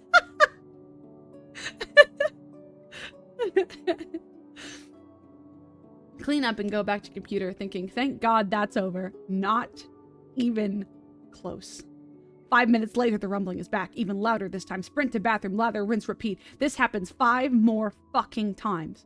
It's finally all gone. Stomach is concave. Never had less food inside my body. Completely cleaned out. Cue rumble. Sit on the toilet, but it's different this time. I know there's nothing in there. Shit out tiny amount of liquid. Immediately feel better. Well, I guess there was just a tiny bit left. It wasn't that bad. All at once, the burning fire of 1,000 young suns sets upon my anal sphincter. I had just shed out pure stomach acid. I frantically wipe my ass to prevent it from melting away like the spaceship floor in Alien. Crawl in the shower, turn on cold water full blast, and lie prone while gently sobbing. Eventually towel off and crawl exhausted into bed at 3 o'clock in the afternoon. Sleep for 14 hours. In retrospect, it was all totally worth it. I love me some pickles.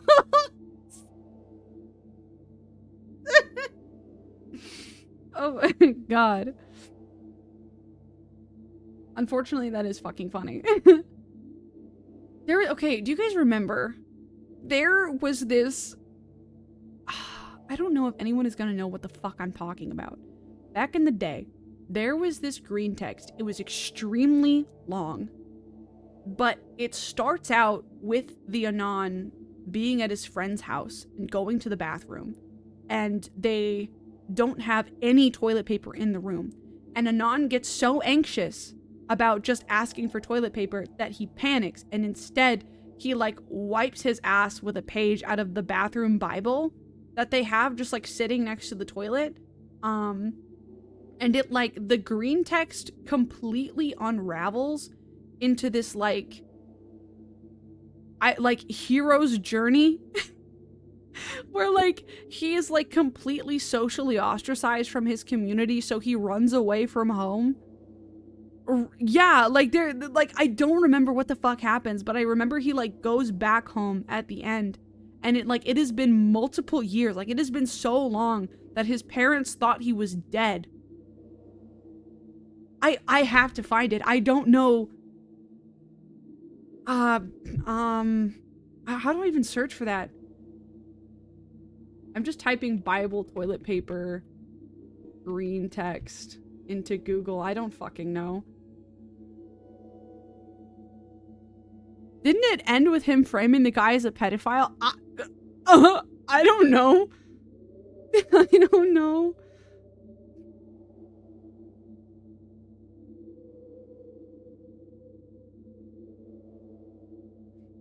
There's a screenshot of the entire thing shoved into one image on r/green text. It is titled "Anon Wipes with the Bible," and the screenshot goes from the top of my Chrome tab all the way to the bottom, and the text is so small that I cannot read it. This shit is long as fuck.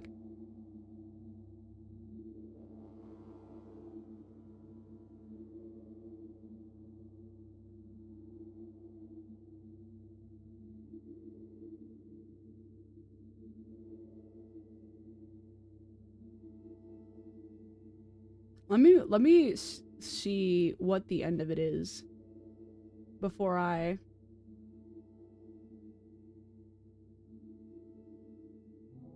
Oh no, that is the end. I didn't realize that was the end.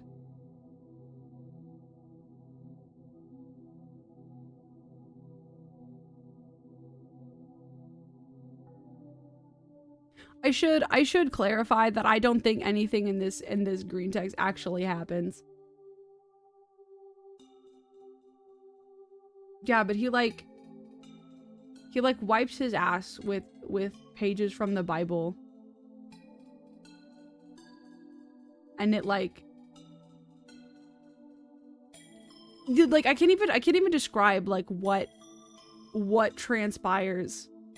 He gets ostracized from his community. Like his parents hate him, and so do his friends' parents, and everybody finds out about it. So he goes on this... He runs away from home, and he goes on this whole multiple year long... I don't even know what to call it, Sorry, I've been going for so long that purely I do not have the words for anything anymore, but he goes on this journey or whatever, and then it ends up he comes back home or whatever.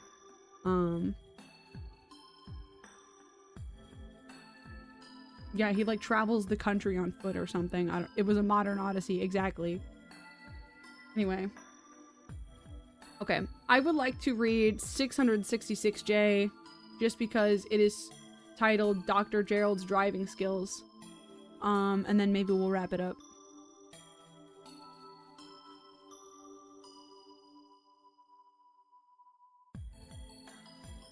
Let me get smaller again. Okay, perfect. All right. Let's read this last one. All right. D-Class and Gerald are the only ones allowed to get on any vehicle that Dr. Gerald happens to be driving. Prepare a number of body bags equivalent to the number of passengers on any vehicle he happens to drive, minus himself. Additionally, medical teams must be on standby if Dr. Gerald will be traveling through a populated area or if any form of potentially hazardous environment, e.g. a nuclear power plant, chemical refining plant, etc. All individuals who board any vehicle or form of transportation that Dr. Gerald himself is controlling in any form are assured to die. Testing has shown that even those who escape the vehicles he's been driving are doomed. They are generally struck by another moving vehicle within minutes. In such cases where the passengers aren't near any other vehicles, they will fatally suffer from apparent anxiety-induced heart attacks. Dr. Gerald himself, oddly enough, always survives whatever horrors he puts a vehicle through.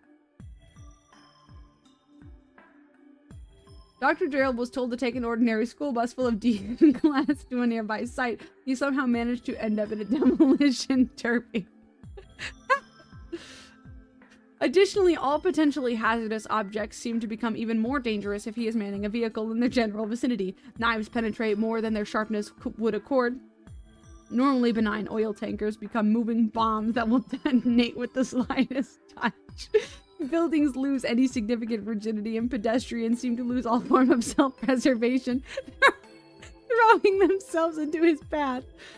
A mere bicycle ride can inflict the devastation of an EF3 tornado. The results of Dr. Gerald driving through the town of Redacted on a moped. Oh my god. Addendum 666-1. Gerald is never to come within 25 meters of SCP-462. Please be a vehicle. 462 is a 1968 Chevrolet El Camino in a state of serious disrepair with several broken windows and severe rust damage. A single key is inserted in the ignition. To date, all attempts at removing the key have failed. If a human sits in the driver's seat and turns the key as if to start the vehicle, they will instantaneously disappear. Addendum 2. Plans are being made to construct a vehicle which can contain 682 long enough for Gerald to actually drive it.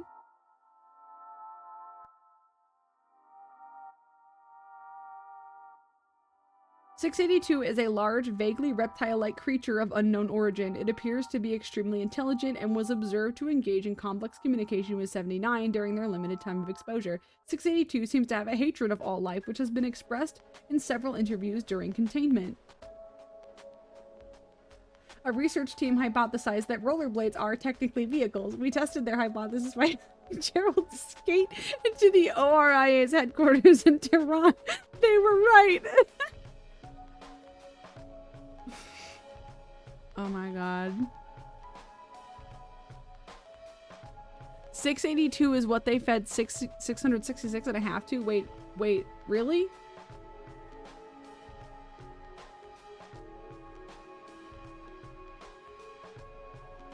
Damn, I closed the tab. That's so fucked up. I believe you though.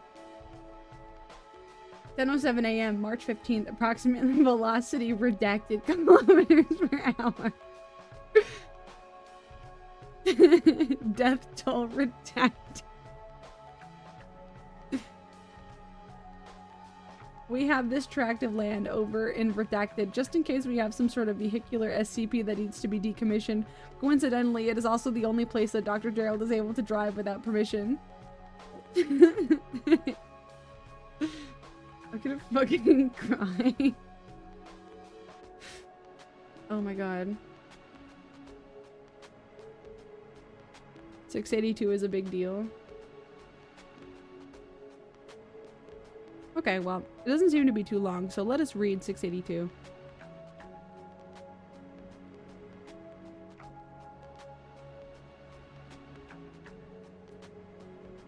"682 must be destroyed as soon as possible. At this time, no means available to SCP teams are capable of destroying 682. only able to cause massive physical damage, 682 should be contained within a 5 by 5 by 5 meter chamber with 25 centimeter reinforced acid-resistant steel plate lining all inside surfaces. The containment chamber should be filled with hydrochloric acid until 682 is submerged and incapacitated.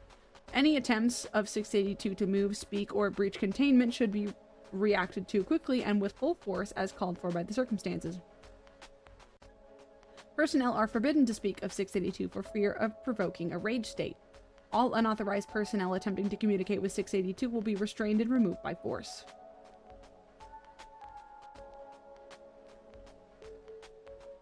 Due to frequent attempts at containment breach, difficulty of containment and incapacitation, and high threat of Foundation exposure, 682 is to be contained in site redacted. The Foundation will use the rest of its resources to maintain all land within 50 kilometers clear of human development. 682 is a large, vaguely reptile-like creature of unknown origin. It appears to be extremely intelligent and was observed to engage in complex communication with 79 during their limited time of exposure.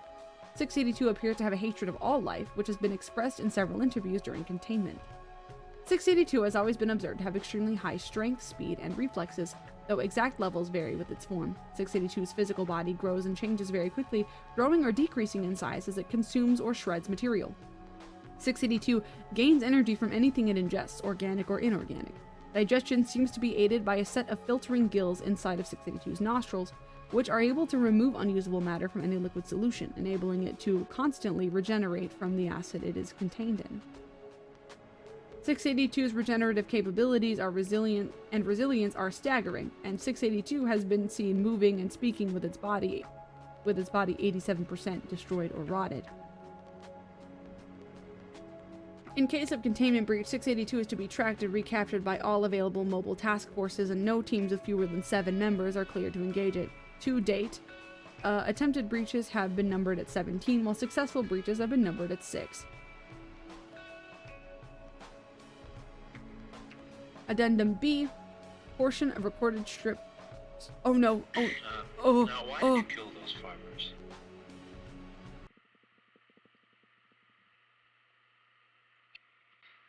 If you don't talk now, we'll remove you from this attempt and place you back into.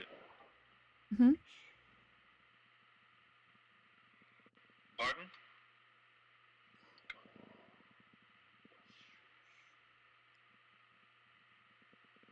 Speak up. Move the mic up closer.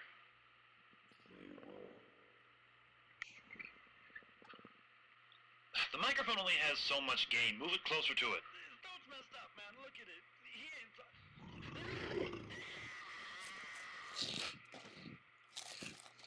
They were disgusting.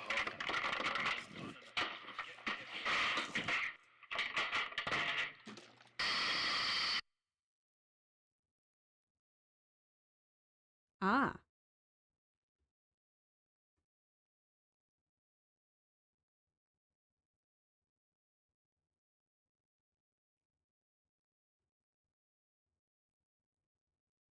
.682 is one of the oldest SCPs and the most popular. There was a time where everyone making an SCP wanted to add a section about how their SCP tried and failed to kill 682. That's very fun.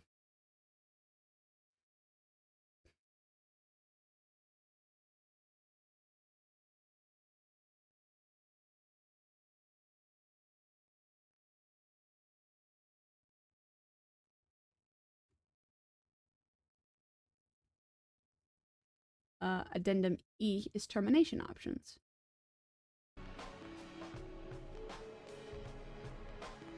Dr. Redacted attempts to use SCP-409 on SCP-682. General Redacted, and Dr. Redacted observing. Exposure. 682 has begun to tear at the point of contact, causing massive trauma to the area.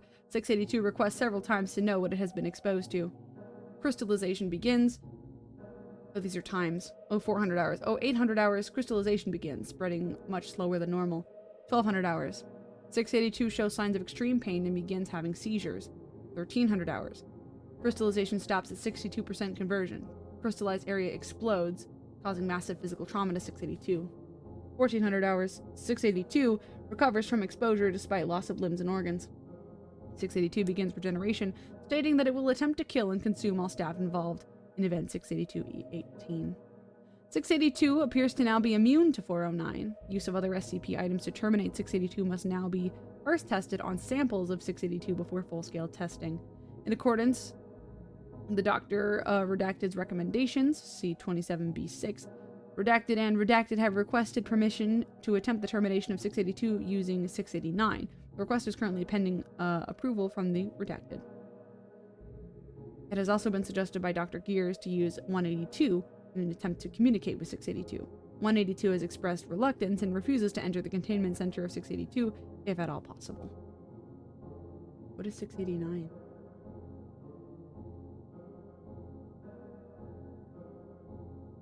.689 appears to be a small green soapstone statue, 30 centimeters in height. It is carved in the semblance of what appears to be an unknown deity of the underworld. A seated skeletal figure with hands clasped over knees. It was discovered by Redacted during one of the pre-war German archaeological expeditions in the blank area of India and obtained after the war by the OSS. Its location during the war is unknown.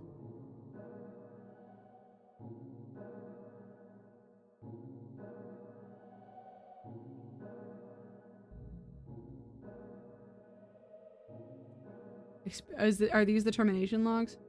Oh my god.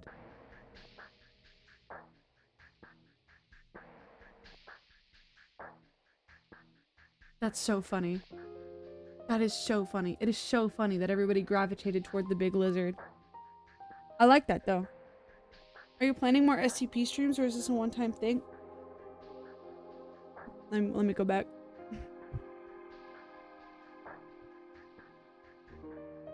So reading off of the SCP Foundation is just something that I do on occasion, because sometimes I just feel like I want to read things.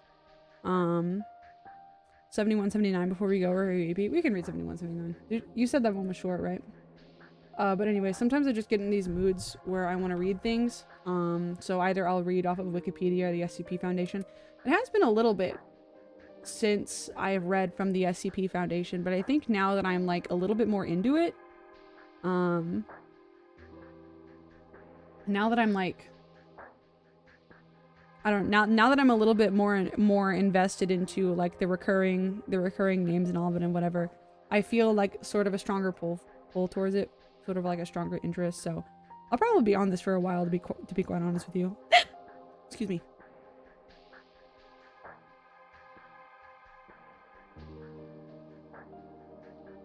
I locked my model movement. Go back. Alright. Last one. For real, guys. For real. This is the last one. Okay.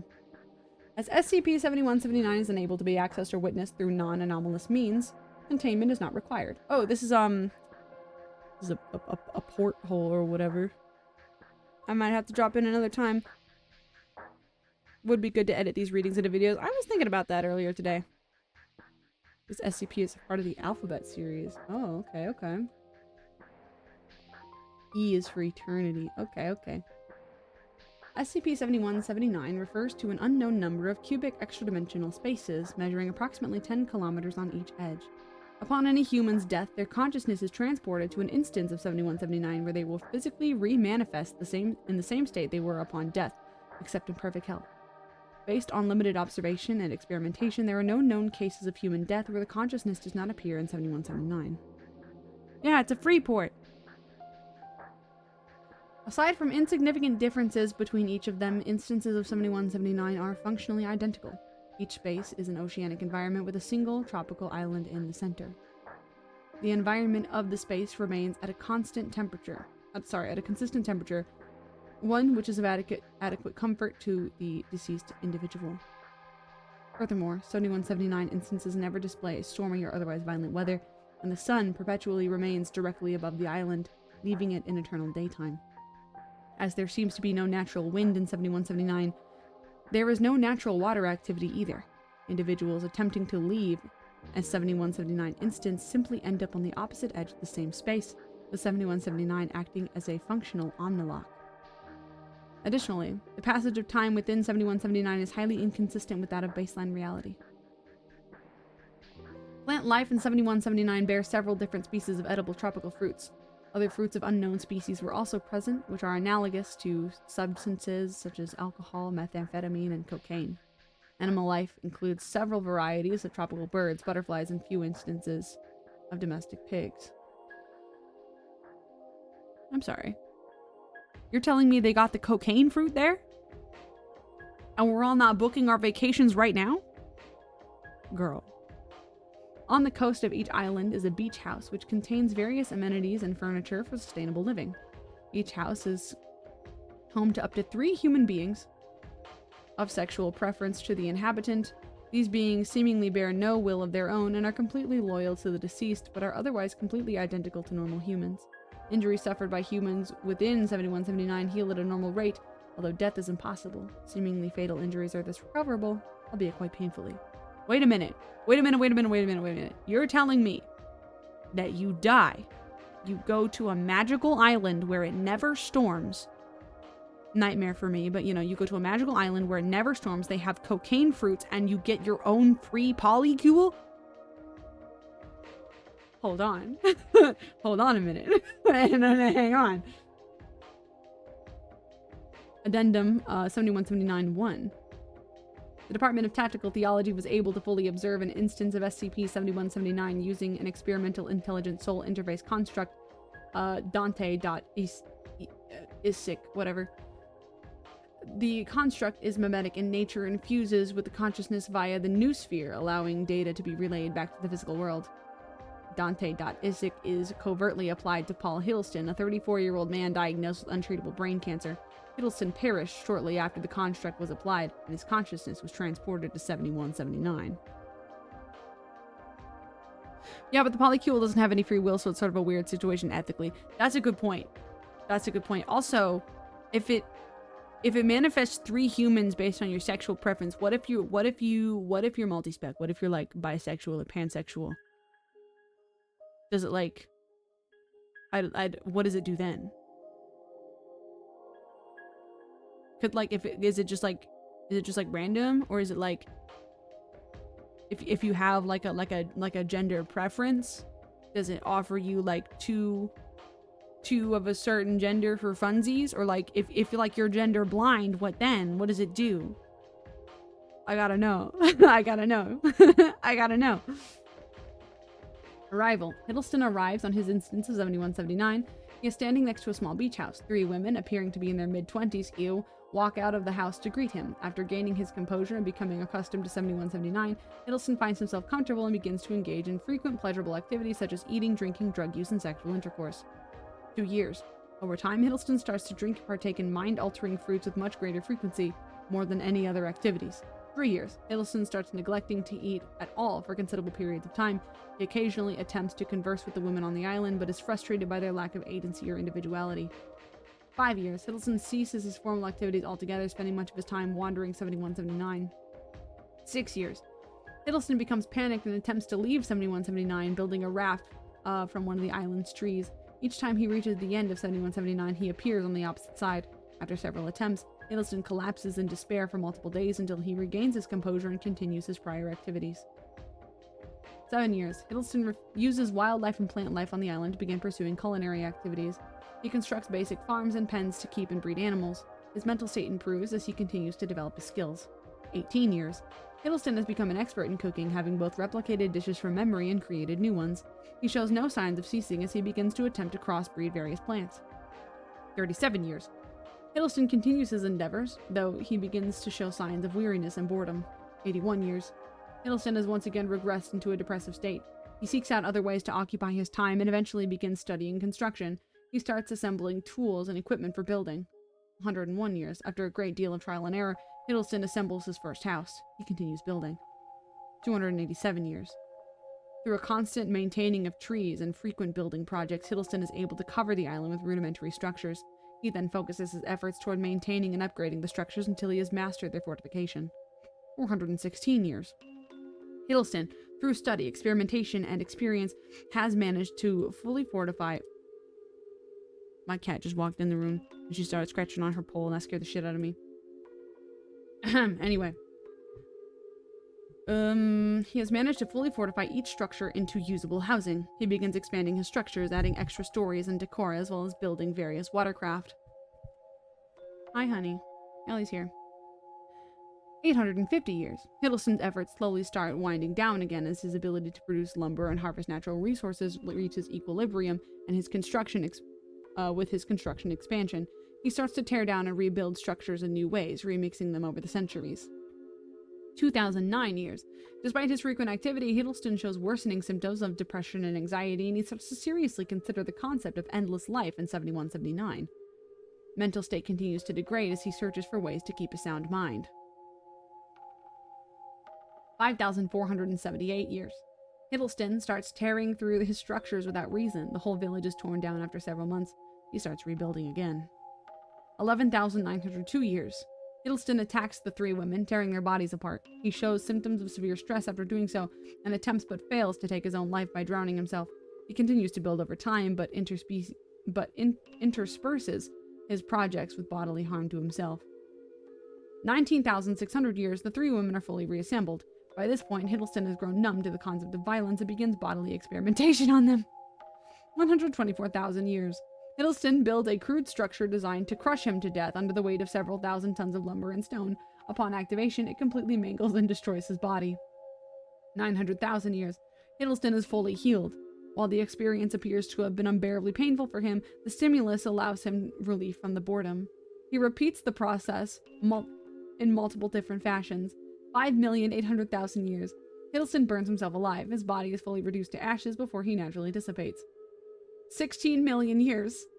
Hiddleston is fully healed. He makes many similar self-destructive attempts upon himself, but each time he grows more numb to the experience. 1,200,000,000 years. Hiddleston ceases to exhibit rationality as he struggles to find a new stimuli as the millennia pass. What is that? 8,500,000,000 years? Hiddleston tries to leave. He fails. 30 billion years. Hiddleston looks toward the sun. It has not set. What is it? 1 trillion years? Hiddleston ceases physical activity as no experience is able to provide him with any new stimuli.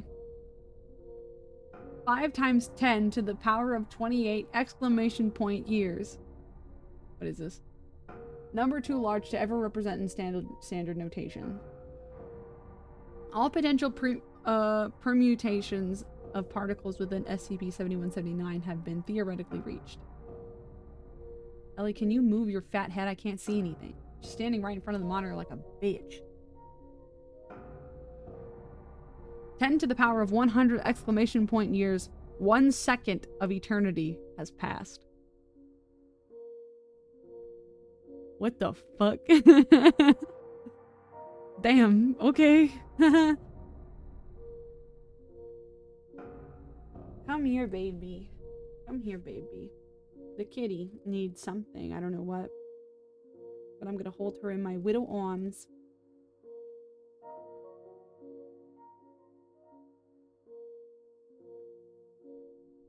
Okay, well I did that and I'm holding my cat, so I don't have the ready to book that flight. No, I think I'm actually good. I'm actually good.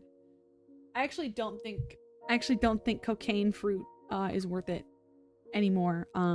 I've come to new conclusions after seeing some new evidence. So, all right. This has been very productive. Let's find somebody who is streaming so we can raid them.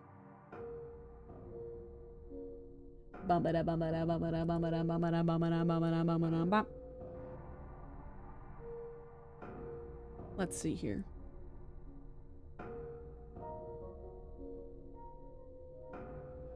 You know what? Sethos and I have been trading words every so often. So let's raid Sethos. All right, everybody. Thank you so much for oh, the exclamation mark means it's a factorial, meaning it's multiplied by every single number before it. Oh, yeah, I remember those. Anyway, thank you everybody for coming by stream both times.